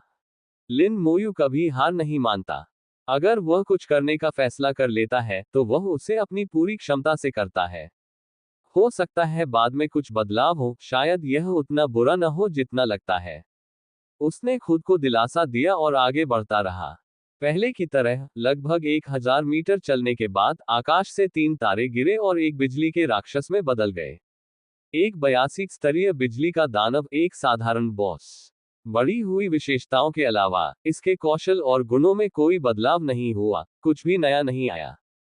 लिन मोयू के लिए उन्हें मारना मुश्किल नहीं था। चुनौती ये थी कि उनके अंतिम आत्मा विनाश के दौरान हताहतों की संख्या को कैसे कम किया जाए। लिन मोयू ने उन्हें अलग करने और उनकी मृत्यु के समय को अलग अलग रखने का एक तरीका सोचा। उनका मानना था कि यह विचार व्यवहारिक था। लिन मोयू ने तुरंत इसे लागू करना शुरू कर दिया। उसने जानबूझकर तीनों बिजली के राक्षसों को 1000 मीटर से अधिक की दूरी पर अलग कर दिया, जो उनकी पिछली आत्मा विनाश सीमा पर आधारित था। फिर उसने सबसे पहले एक को मारने पर ध्यान केंद्रित किया। महज आधे मिनट में पूर्ण आक्रमण का सामना कर रहा बिजली का दानव मौत के कगार पर था। जैसे ही वह चमकने लगा और खुद को नष्ट करने लगा, लिन मोयू को एहसास हुआ कि उसका विचार न केवल बेकार था बल्कि उसने स्थिति को और भी बदतर बना दिया था। जब एक बिजली का दानव चमकने लगा और खुद को नष्ट करने लगा, तो बाकी 2 भी चमकने लगे। वे भी आत्मा विनाश के कगार पर थे। लिन मोयू को स्पष्ट रूप से यह आभास हुआ कि तीनों बिजली के राक्षस आपस में जुड़े हुए प्रतीत होते हैं। फिर एक चकाचौंध भरी रोशनी ने पूरी घाटी को रोशन कर दिया। हालांकि तीनों बिजली के दानव एक दूसरे से 1000 मीटर की दूरी पर थे, लेकिन उनकी आत्मा विनाश की सीमाएं आपस में जुड़ी हुई थीं। पूरी 3000 मीटर की सीमा उनके आत्मा विनाश क्षेत्र के अंतर्गत थी। लगभग सभी कंकाल आत्मा विनाश की चपेट में आ गए थे। उनके सबसे करीब मौजूद कंकालनुमा योद्धा सभी उड़ गए। उनकी हड्डियां चटकने लगी और विघटित होने लगी। लेकिन अमर आभा के प्रभाव से वे ठीक होने लगे। सौभाग्य से अमर आभा मौजूद थी, अन्यथा लिन मोयू का लगभग पूरी तरह सफाया हो जाता। उन्हें अलग करने से आत्मा विनाश का दायरा और भी बढ़ गया। और बिजली की आपूर्ति में जरा भी कमी नहीं आई। इसके अलावा एक को मारने से अन्य दो का एक साथ आत्मविनाश शुरू हो जाता है। लिन मोयू अवाक रह गई, लेकिन सौभाग्य से दूरी इतनी अधिक थी कि प्रत्येक कंकाल को केवल अपने सामने मौजूद बिजली के राक्षस के आत्मविनाश से ही बचना पड़ा। दूसरे शब्दों में कहें तो कंकालों की हत्या कर दी गई थी, लेकिन उन पर केवल एक ही घातक हमला हुआ था। अमर आभा ने अपना प्रभाव दिखाया और उन्हें पुनर्जीवित कर दिया, लेकिन अमर आभा का उपयोग अगले 24 घंटों तक दोबारा नहीं किया जा सकता था। लिन मोयू को सिरदर्द महसूस हुआ। मुश्किल इस बात में है कि प्रत्येक मार के बाद 24 घंटे इंतजार करना पड़ता है। फिर से सोचो, कोई और तरीका जरूर होगा। लिन मोयू चौथे मोड़ पर पहुंच गई। इस बार उसके सामने चुनने के लिए 5 रास्ते थे। वह अंदर नहीं गया बल्कि रास्तों के सामने रुक गया। अमर आभा के कूलडाउन पर होने के कारण उसे इंतजार करना पड़ा। अन्यथा यदि ऐसा दोबारा हुआ तो मरे हुओं की सेना का सफाया हो जाएगा। अब तक बुरियल थंडर वैली किसी समतलीकरण स्थल जैसा महसूस नहीं हो रहा था। ये जगह परीक्षाओं की जगह जैसी लग रही थी, ठीक वैसे ही जैसे दिव्य गुप्त लोक। उसे ऐसा लग रहा था मानो वह एक के बाद एक चरण पार करता जा रहा हो, अंत तक पहुंचने और पुरस्कार पाने के लिए। जैसे जैसे वह इसके बारे में सोचता गया, ये भावना और स्पष्ट होती गई। इससे लिन मोयू का आगे बढ़ने का संकल्प और भी मजबूत हुआ। उसका दिमाग तरह तरह के तरीकों के बारे में सोचने लगा। अगाध खाई में साल भर हरी लपटें जलती रहती थी। ब्लैक स्काई किंग के शहर का विनाश पहले ही फैल चुका था। उस विशाल शहर का आधा हिस्सा अब जहर की चपेट में आ चुका था। विषाक्त प्रभाव वाले आधे हिस्से में सभी इमारतें ढह गई थी और जमीन गल गई थी। वहां कुछ भी नहीं उग सकता था, जिसके कारण वह जगह निर्जीव क्षेत्र बन गई। शहर के सभी राक्षस जानते थे कि यह जहर जानलेवा है। यहां तक कि 80वें स्तर से ऊपर के दानव भी इसका सामना नहीं कर सके। जब जहर फैला तो हजारों राक्षस मारे गए। बचे हुए राक्षस ब्लैक स्काई किंग के शहर से भाग गए। ब्लैक स्काई डेमन किंग ने अपने तबाह शहर को देखा। उसका चेहरा बेहद गंभीर था। उसने पास ही स्थित एक दानव राजा से पूछा, हे सड़े हुए दानव राजा, क्या तुम इस जहर को बेअसर कर सकते हो? रसातल में मौजूद कई दानव राजाओं में से सड़ा हुआ दानव राजा विष तत्वों को नियंत्रित करने में माहिर था। वह पहले से ही 93वें स्तर पर था और उसकी वंश परंपरा विशिष्ट थी। हालांकि वह ब्लैक स्काई डेमन किंग जितना शक्तिशाली नहीं था, फिर भी ब्लैक स्काई डेमन किंग उसके साथ सम्मानपूर्वक व्यवहार करता था। ब्लैक स्काई डेमन किंग जानता था कि रॉटन डेमन किंग कितना खतरनाक हो सकता है। एक बार एक दानव राजा का उससे संघर्ष हुआ था। सड़े हुए दानव राजा ने दानव राजा के महल में जहर फैला दिया और उसी जहर में उससे युद्ध किया। उसने दानवों के सर्वोपरि राजा को मार डाला। थोड़ा झुके हुए सड़े हुए दानव राजा ने कहा, मुझे कोशिश करने दो। एक भयावह हंसी के साथ वह ऊपर से उड़ गया, लेकिन जहर में प्रवेश नहीं किया। इसके बजाय उसने एक काला जादू का पत्थर निकाला और उसे फेंक दिया। पत्थर हवा में तैरता रहा, कुछ विष सोखने के बाद वापस सड़े हुए दानव राजा के हाथ में आ गिरा। उसने पत्थर को हाथ में पकड़ा और उसे ध्यान से महसूस किया। कुछ ही क्षणों बाद उसके चेहरे के भाव बदल गए और उसने पत्थर को दूर फेंक दिया। फिर वह चिल्लाया और उसकी पूरी बांह टूट गई। हाथ जमीन पर गिर पड़ा, उसमें से धुआं निकल रहा था और वह बुरी तरह जल रहा था। उसका शरीर पहले से ही विषैला था और शहर के जहर के साथ मिलकर यह और भी अधिक विषैला हो गया, धरती के लिए असहनीय हो गया। सड़ा हुआ दानव राजा पीछे हट गया और फिर से चिल्लाया, जिससे उसकी एक नई भुजा उगाई। उसके लिए अंगों का पुनः विकास होना उतना ही आसान था जितना खाना पीना। ब्लैक स्काई डेमन किंग ने पूछा, कैसा है? सड़े हुए दानव राजा ने अपना सिर हिलाया, बहुत जहरीला, मुझसे भी ज्यादा। मुझे इसका ध्यानपूर्वक अध्ययन करना होगा, इसका हल जल्दी नहीं निकल सकता। ब्लैक स्काई डेमन किंग जानता था कि इसे बेअसर करने की उम्मीद बहुत कम है। सड़ा हुआ दानव राजा शायद अपनी इज्जत बचाने के लिए ऐसा कह रहा था। ब्लैक स्काई डेमन किंग लिन मोयू से दिल से नफरत करता था। लिन मोयू, मैं तुम्हें मार डालूंगा। सड़े हुए दानव राजा ने हंसते हुए कहा, यह मत सोचो कि मैं अपनी इज्जत बचाने के लिए ऐसा कह रहा हूं। मैं वास्तव में इस जहर का अध्ययन करना चाहता हूं। सच कहूं तो इस जहर में नियमों की शक्ति का अंश समाहित है। अगर मैं इसे समझ जाऊं, तो मैं न केवल अपनी क्षमता बढ़ा सकता हूं बल्कि अपनी वंश परंपरा को विकसित करने का मौका भी पा सकता हूं। ब्लैक स्काई डेमन किंग का चेहरा बदल गया। तुमने कहा था कि इस जहर में नियमों की शक्ति समाहित है। सड़े हुए दानव राजा ने हंसते हुए कहा, हाँ ऐसा है। हालांकि कमजोर है, लेकिन यह मौजूद है। और वह इंसान, लिन मोयू, अगर हम उसे रसातल में ला सकें, तो मैं उससे अच्छी तरह बात करना चाहता हूँ। उसके पास भी ऐसे ही खजाने होंगे। ब्लैक स्काई डेमन किंग ने कहा, यदि संभव हुआ तो मैं ऐसा करूंगा। बात जान से मारने जैसा होगा। अगर मौका मिले तो ब्लैक स्काई डेमन किंग बिना किसी झिझक के लिन मोयू को मार डालेगा। इस बार उसे बहुत बड़ा नुकसान हुआ था। न केवल उसका अवतार मर गया, बल्कि उसका शहर भी तबाह हो गया और उसकी बदनामी भी हुई। ब्लैक स्काई डेमन किंग लिन मोयू से नफरत करता था और उसे बिना देरी किए मार डालता। सुकुबस राजा के महल में मीना ने सुकुबस राजा को सब कुछ बता दिया था। सुकुबस राजा ने आह भरी, काला आकाश दानव राजा सचमुच बदकिस्मत है। उसका दानव राजा अवतार भी मर गया। कौन जाने दूसरा अवतार बनाने में कितना समय लगेगा। लिन मोयू दिन ब दिन और भी क्रूर होता जा रहा है। मुझे लगता है कि उसे मारना अब संभव नहीं होगा। हार मान लो, उसे अब और परेशान मत करो। मीना घुटनों के बल बैठ गई। राक्षस सम्राट का क्या होगा? सुकुबस राजा ने कहा, बस इसका दिखावा करो। ये बात फैला दो कि लिन मोयू निचले लोक में है। दानव सम्राट के सामने कई लोग इसका श्रेय लेना चाहेंगे। समझा? सुकुबस की रानी हंसी, उसकी आंखें आनंद से चमक रही थी। हालांकि उसकी प्रतिष्ठा को ठेस पहुंची, लेकिन उसे ज्यादा नुकसान नहीं हुआ, जबकि ब्लैक स्काई डेमन किंग ने अपना अवतार खो दिया। इसलिए सुकुबस किंग ने लिन मोयू के साथ दुश्मनी खत्म करने का फैसला किया। ऐसा व्यक्ति, यदि मारा न जाए, तो अंततः उसे मार सकता है।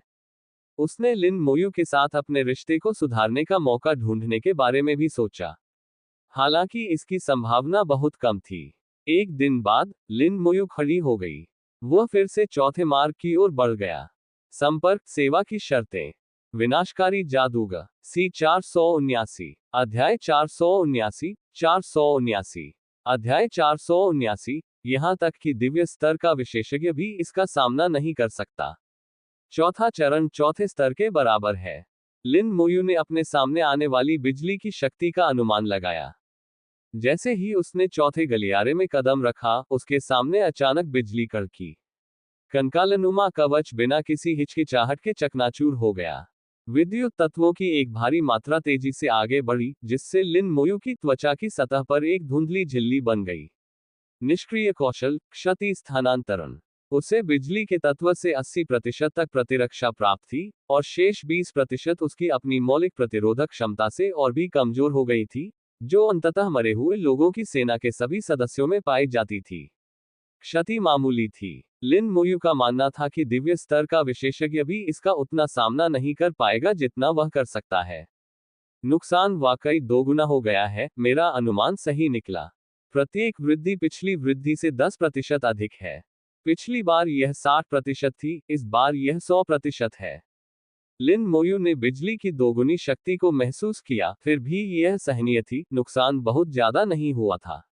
हालांकि पहले उसे हर 2000 मीटर पर आराम करने की जरूरत होती थी, अब उसे हर 1500 मीटर पर आराम करने की जरूरत होती है, जिससे कार्यक्षमता में थोड़ी कमी आई है।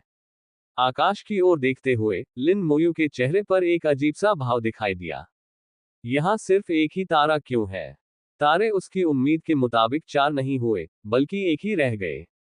संख्या कम हो गई, और इसका स्वरूप थोड़ा बदल गया। ये स्पष्ट रूप से बड़ा और चमकीला हो गया। लिन मोयू चौंक गई। क्या ऐसा हो सकता है कि बॉस का स्तर बढ़ गया हो, एक साधारण बॉस से लॉर्ड लेवल बॉस बन गया हो? लिन मोयू को सिरदर्द महसूस हो रहा था। वह एक लॉर्ड लेवल बॉस का सामना करने के बजाय 4 साधारण बॉस का सामना करना पसंद करेगा। एक 80 लेवल लॉर्ड लेवल बॉस की तुलना एक 88 लेवल साधारण बॉस से की जा सकती है। इस समय लिन मोयू ने अनजाने में अपने पीछे की सड़क पर नजर डाली। गया। उसका चेहरा बेहद विकृत हो गया। पीछे हटने का रास्ता गायब हो चुका था। उसके पीछे एक खाली जगह थी, पीछे हटने का कोई रास्ता नहीं था। उसने तुरंत अपने सामान की जांच की। एबिस टेलीपोर्टेशन स्टोन को छोड़कर अन्य सभी टेलीपोर्टेशन आइटम अमान्य थे। यह स्थान न तो कोई गुप्त क्षेत्र था और न ही कोई विशेष घटना, इसलिए उच्च स्तरीय पलायन मंत्र मूल रूप से अमान्य थे। उस समय रैंडम टेलीपोर्टेशन स्क्रॉल भी अनुपयोगी थे। लिन मोयू को अंततः समझ में आ गया कि शीर्ष स्तर के विशेषज्ञ यहाँ क्यों आ गिरे थे और इस जगह को उच्च जोखिम वाला क्षेत्र क्यों घोषित किया गया था। यह एक बेहद खतरनाक इलाका था क्योंकि यहाँ शीर्ष स्तर के विशेषज्ञ भी दुर्घटना का शिकार हो चुके थे। लेकिन जिस जगह पर शीर्ष स्तर के विशेषज्ञ गिरे, वह सिर्फ एक साधारण उच्च जोखिम वाला क्षेत्र नहीं था। कम से कम ये जगह लिन मोयू के अनुमान के अनुसार दफन गड़गड़ाहट घाटी में प्रवेश करने वाले शीर्ष स्तर के विशेषज्ञों के लिए उतनी खतरनाक नहीं थी। या तो वे पहले 3 अनुच्छेदों को पूरा करने से पहले ही बाहर निकल गए, या फिर वे चौथे मार्ग में प्रवेश कर गए और बाहर नहीं निकल सके। चौथे चरण में प्रवेश करने के बाद पीछे हटने का कोई रास्ता नहीं था, केवल अंत की ओर आगे बढ़ना था। हालांकि इसमें परीक्षा के कुछ तत्व मौजूद थे, लेकिन ये सुरक्षित दिव्य गुप्त क्षेत्रों से पूरी तरह से अलग था। बुरियल थंडर वैली बेहद खतरनाक थी, अकल्पनीय रूप से खतरनाक। लिन मोयू अब एक बाघ की सवारी कर रहा था और उससे उतर नहीं सकता था, वह केवल आगे बढ़ता रह सकता था। बिजली की तेज चमक को सहते हुए वह लगातार आगे बढ़ता रहा, जब तक आकाश से तारे गिरने लगे। तारों की रोशनी से एक विशालकाय बिजली का दानव बाहर निकला। लिन मोयू को यह जानने के लिए जासूसी तकनीक का उपयोग करने की आवश्यकता नहीं थी कि यह एक उच्च स्तरीय बिजली का दानव था।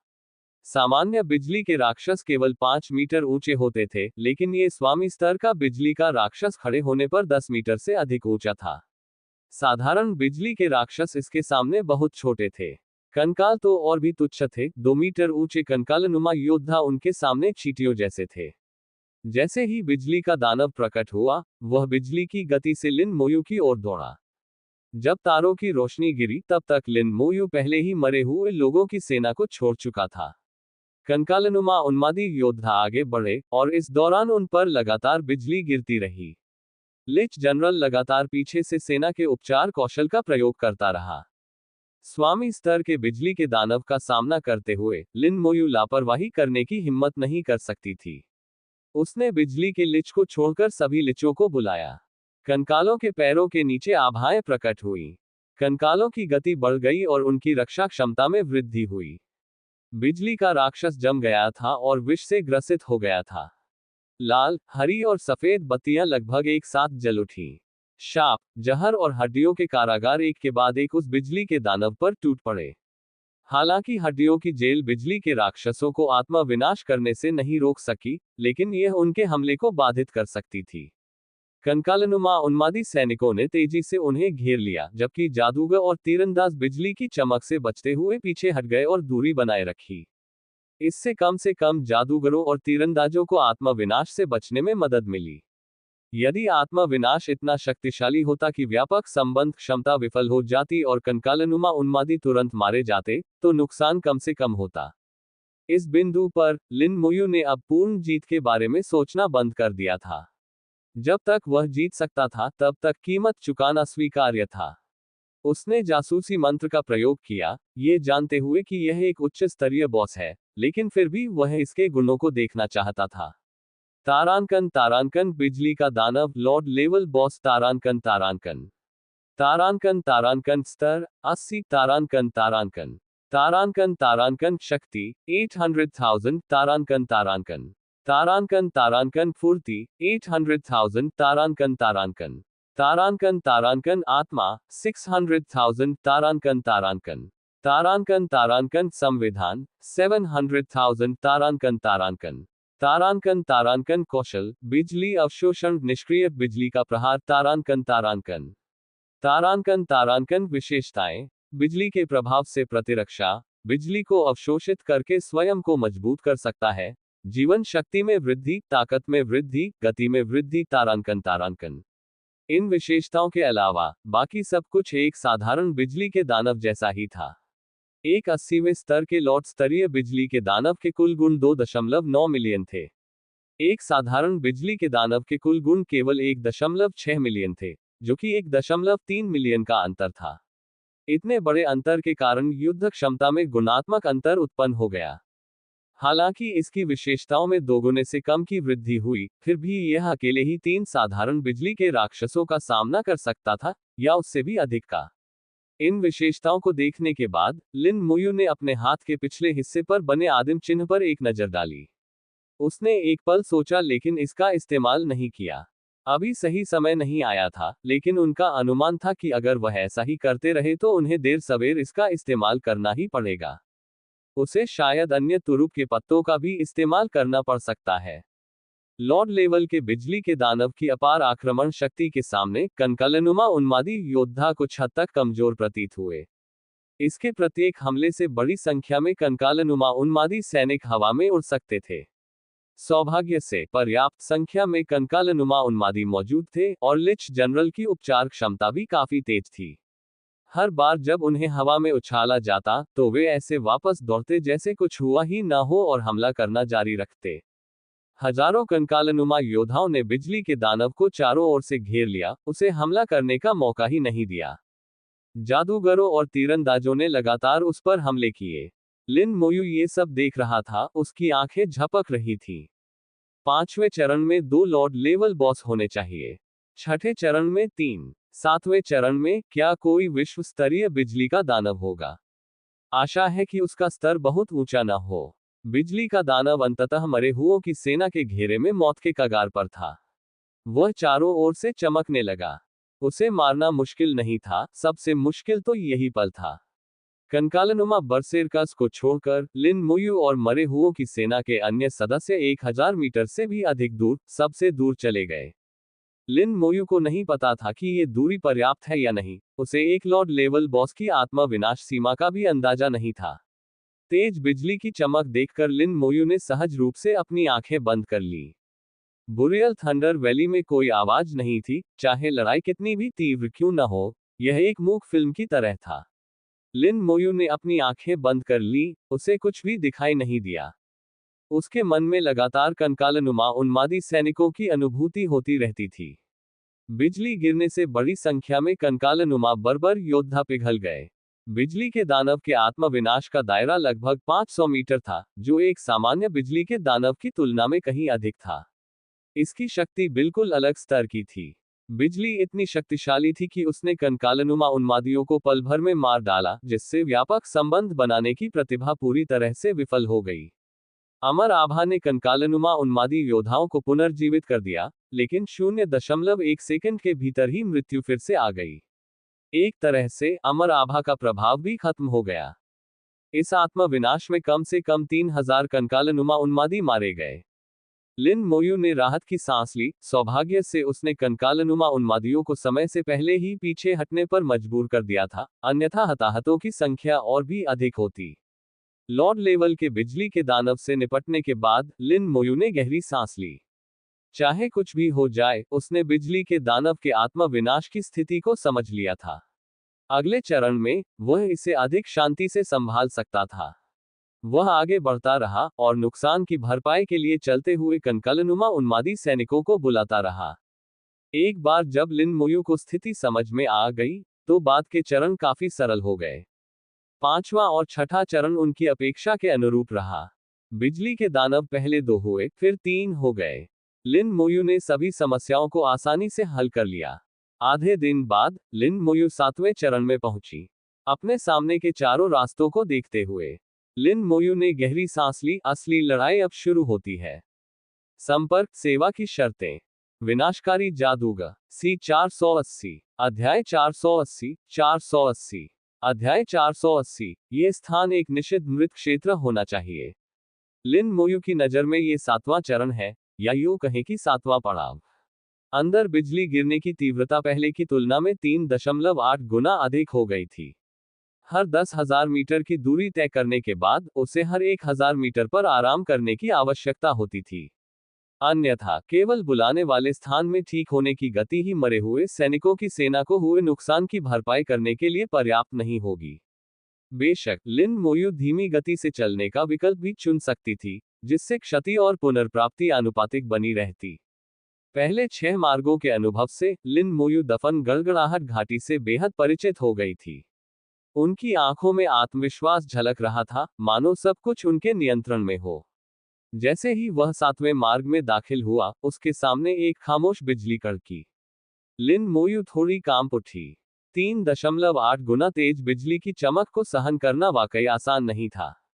उसे यह आभास हो गया था कि आह्वान स्थल में मौजूद मरे हुए लोगों की सेना को भी कुछ नुकसान पहुंचा है। इस स्तर के हमले से 80 से ऊपर के स्तर के शूरवीर भी बुरी तरह घायल हो जाएंगे। लगभग हर चरण में उपचारकों को कई बार उपचार करना पड़ता था। अगर वह 80 लेवल का हीलर होता तो उसके तुरंत मारे जाने की संभावना बहुत अधिक होती। लिन मोयू ने आकाश की ओर देखा। आकाश में एक चमकीला तारा लटका हुआ था, जो एक चमकदार गोल चंद्रमा जैसा दिख रहा था। एक विश्व स्तरीय बिजली का दानव। लिन मोयू ने धीरे से बुदबुदाया, जैसा कि उसने अनुमान लगाया था। पहले साधारण बिजली के राक्षस प्रकट हुए, फिर स्वामी स्तर के बिजली के राक्षस, और अब अंततः विश्व स्तरीय बिजली के राक्षसों के प्रकट होने की बारी थी। चौथे चरण के बाद पीछे हटने का कोई रास्ता नहीं था, केवल आगे बढ़ना ही एकमात्र विकल्प था। लिन मोयू का मानना था कि इन वर्षों में यहां अवश्य ही लोग आए होंगे, लेकिन अंत में कोई भी वहां से निकल नहीं पाया। किसी का भी वहां से न जाना सबसे भयावह बात थी, क्योंकि कोई भी खबर वापस नहीं ला सकता था। इसी वजह से बुरियल थंडर वैली एक उच्च जोखिम वाला क्षेत्र बना रहा। लिन मोयू के मानकों के अनुसार इस जगह को उच्च जोखिम वाला क्षेत्र नहीं, बल्कि उससे भी उच्च स्तर का क्षेत्र माना जाना चाहिए। यह एक निषिद्ध क्षेत्र है। यह बुरियल थंडर वैली के लिए अधिक उपयुक्त होगा। यहां तक कि 88 या 89 स्तर के पेशेवर भी अंत तक टिकने में सक्षम नहीं हो सकते हैं। इसके अलावा एंटारेस की बातों से लिन मोयू को यह आभास हो गया कि 80वें स्तर के बाद प्रवेश करने से और अधिक परेशानी हो सकती है। लिन मोयू को समस्या की सटीक जानकारी नहीं थी, लेकिन एंटारेस झूठ नहीं बोलता। जब लिन मोयू 998वें पायदान पर पहुंचे तो वे रुक गए और आगे नहीं बढ़े। जैसे ही वह 2 कदम और आगे बढ़ाएगा, आकाश में स्थित तारा गिर जाएगा और विश्व स्तरीय बिजली का दानव प्रकट हो जाएगा। लिन मोयू यहीं रुक गई और उसने मरे हुओं की सेना को बुलाया। 30,000 कंकालों ने एक विशाल क्षेत्र घेर रखा था, लेकिन सौभाग्य से घाटी उन्हें समायोजित करने के लिए पर्याप्त विशाल थी। बुरियल थंडर वैली का आकार कल्पना से कहीं अधिक विशाल था। बाहर से देखने पर यह उतना बड़ा नहीं लगता था, लेकिन इसका आंतरिक स्थान आश्चर्यजनक रूप से विशाल था। उपचार करने वाली रोशनी लगातार टिमटिमा रही थी, क्योंकि लिच जनरल ने तेजी से पूरी मरे हुए सैनिकों की सेना को ठीक कर दिया था। महज 12 सेकंड में मरे हुए लोगों की सेना पूरी तरह से ठीक हो गई थी। लिन मोयू ने आकाश में तारे को देखते हुए गहरी सांस ली और कहा, यह शुरू होने ही वाला है। उसने स्केलेटन बरसेरकर्स को हटा दिया और केवल स्केलेटन मेजेस, स्केलेटन आर्चर्स और लिच जनरल को ही स्टैंड बाय पर छोड़ दिया। फिर लिन मोयू तेजी से आगे दौड़ी। बिजली की तेज चमक के बीच लिन मोयू ने 1000 मीटर की दूरी तय की और बिजली की मार झेलते हुए आगे बढ़ी। आकाश से तारे को गिरते देख 30 मीटर ऊंचा, पहाड़ जैसा विशालकाय बिजली का दानव तारे की रोशनी से बाहर निकला। बिजली के दानव की निगाहें तुरंत लिन मोयू पर टिक गईं और वह बिजली की गति से उसकी ओर बढ़ा। लिन मोयू ने अपनी उंगली से इशारा किया, और जैसे ही वृद्धावस्था अभिशाप डाला गया, एक लाल बत्ती चमक उठी, साथ ही एक पहचान मंत्र भी सक्रिय हो गया। लगातार 2 कौशलों का उपयोग करने के बाद लिन मोयू परिणाम की प्रतीक्षा किए बिना आगे दौड़ती रही। वह तेजी से दौड़ रहा था, लेकिन बिजली का दानव उससे भी तेज था। वृद्धावस्था के अभिशाप के बावजूद भी इसकी गति लिन मोयू से कहीं अधिक थी। उस पर शाप का प्रभाव स्पष्ट नहीं था। दरअसल विश्व स्तरीय बॉस के खिलाफ अभिशाप कमजोर पड़ जाएंगे। कई उच्च स्तरीय विश्व स्तरीय बॉस के पास अभिशापों को दूर करने की क्षमता भी थी।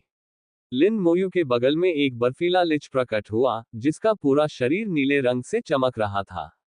फ्रीजिंग ऑरा ने तुरंत अपना प्रभाव दिखाया, जिससे बिजली के दानव की गति और भी धीमी हो गई।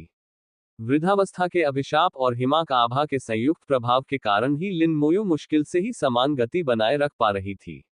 बिजली के दानव के शरीर से लगातार बिजली निकल रही थी, और विद्युत धाराएं धीरे धीरे अभिशाप और हिमाक के प्रभावों को कम कर रही थी। लिन मोयू ने इस बात पर ध्यान नहीं दिया और आगे दौड़ती रही। हल्की हवा के साथ किए गए खोज मंत्र ने जानकारी वापस ला दी। बिजली का दिव्य दानव विश्व स्तरीय बॉस। स्तर 80। शक्ति 1 मिलियन। फुर्ती 1,300,000।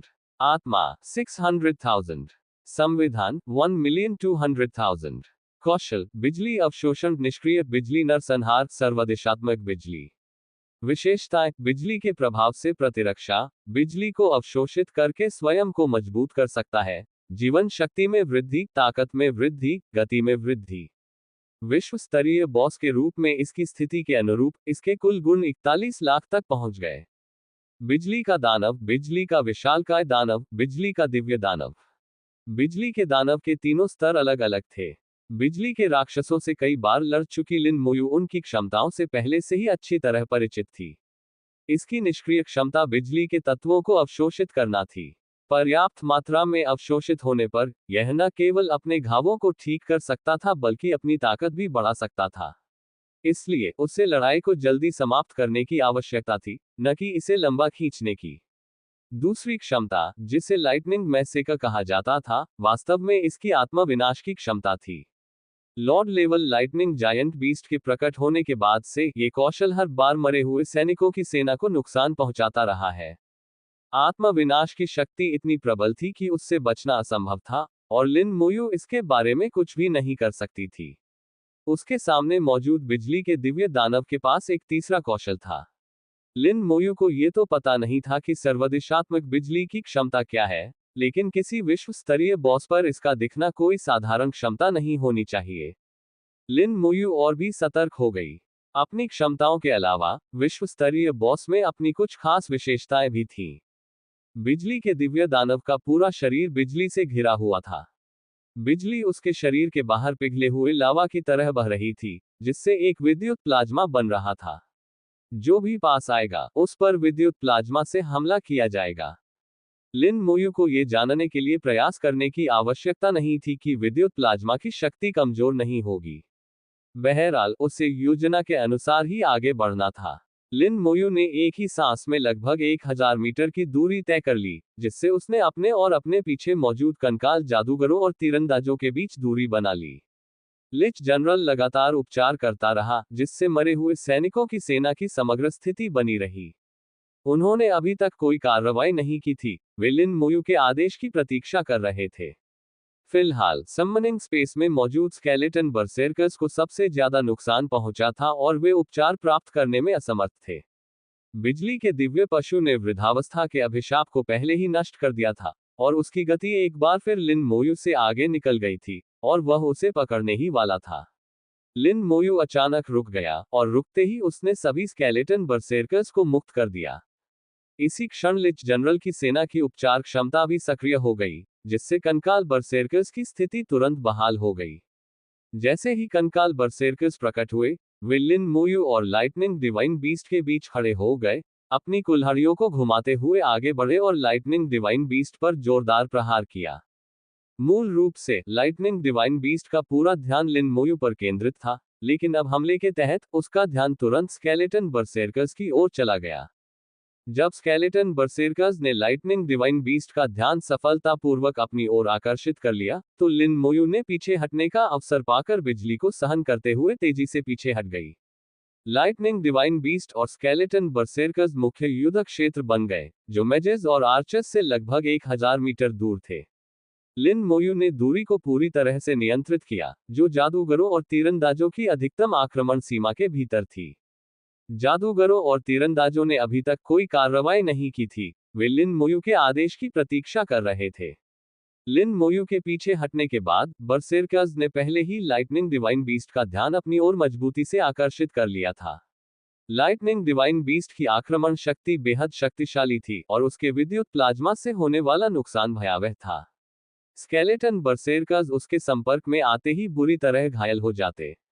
अगर लिच जनरल की तीव्र उपचार गति न होती, तो स्केलेटन बरसेरकर्स के बीच हताहतों की संख्या चौंकाने वाली होती। लिन मोयू के नेतृत्व में कंकाल बरसेरकर्स ने बारी बारी से हमला किया। उनकी सारी प्रतिभाएं आरक्षित थीं, उनमें से एक का भी उपयोग नहीं किया गया था। लिन मोयू की निगाहें गंभीर थीं, क्योंकि उनकी योजना की सफलता इसी क्षण पर निर्भर थी। चलो शुरू करें। उसके हाथ के पिछले हिस्से पर बना आदिम चिन्ह अचानक चमक उठा।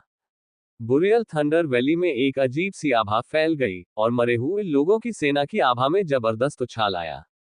पूर्ण आक्रमण। जैसे ही स्ट्रॉन्ग सोल्जर स्किल प्रभावी हुई, लिन मोयू ने हमले का आदेश जारी कर दिया। कंकाल जादूगरों और तीरंदाजों ने एक साथ अपने हमले शुरू किए। कंकाल बरसेरकर्स ने भी पागलों की तरह हमला किया, उनकी कुल्हाड़ियां चमकदार लाल रंग से चमक रही थीं। केंद्र में एक हरी रोशनी का विस्फोट हुआ, जिसे पॉइजन स्टार एक्सप्लोजन कहा जाता है। 60 गुना वृद्धि के अलावा, विष तारे के विस्फोट के कारण क्षति में 6 गुना और वृद्धि हुई। स्ट्रॉन्ग सोल्जर स्किल के 30 सेकंड के भीतर, ये प्रति सेकंड लगभग 190,000 क्षति पहुंचा सकता है। इतनी क्षति पहुंचाने वाला हथियार साधारण राक्षसों के विरुद्ध एक नरसंहार का हथियार मात्र था। हालांकि यह विश्व स्तरीय बॉस के खिलाफ महत्वपूर्ण होने के लिए पर्याप्त नहीं है, लेकिन यह उसकी पुनर्प्राप्ति क्षमता को प्रभावी ढंग से दबा सकता है। यह बात पिछली लड़ाइयों में प्रभावी रूप से सिद्ध हो चुकी थी। लाइटनिंग लिच को छोड़कर बाकी सभी एलिमेंटल लिच एक साथ प्रकट हुए, और कंकालों के पैरों के नीचे विभिन्न आभाएं झिलमिला रही थीं। संपर्क सेवा की शर्तें।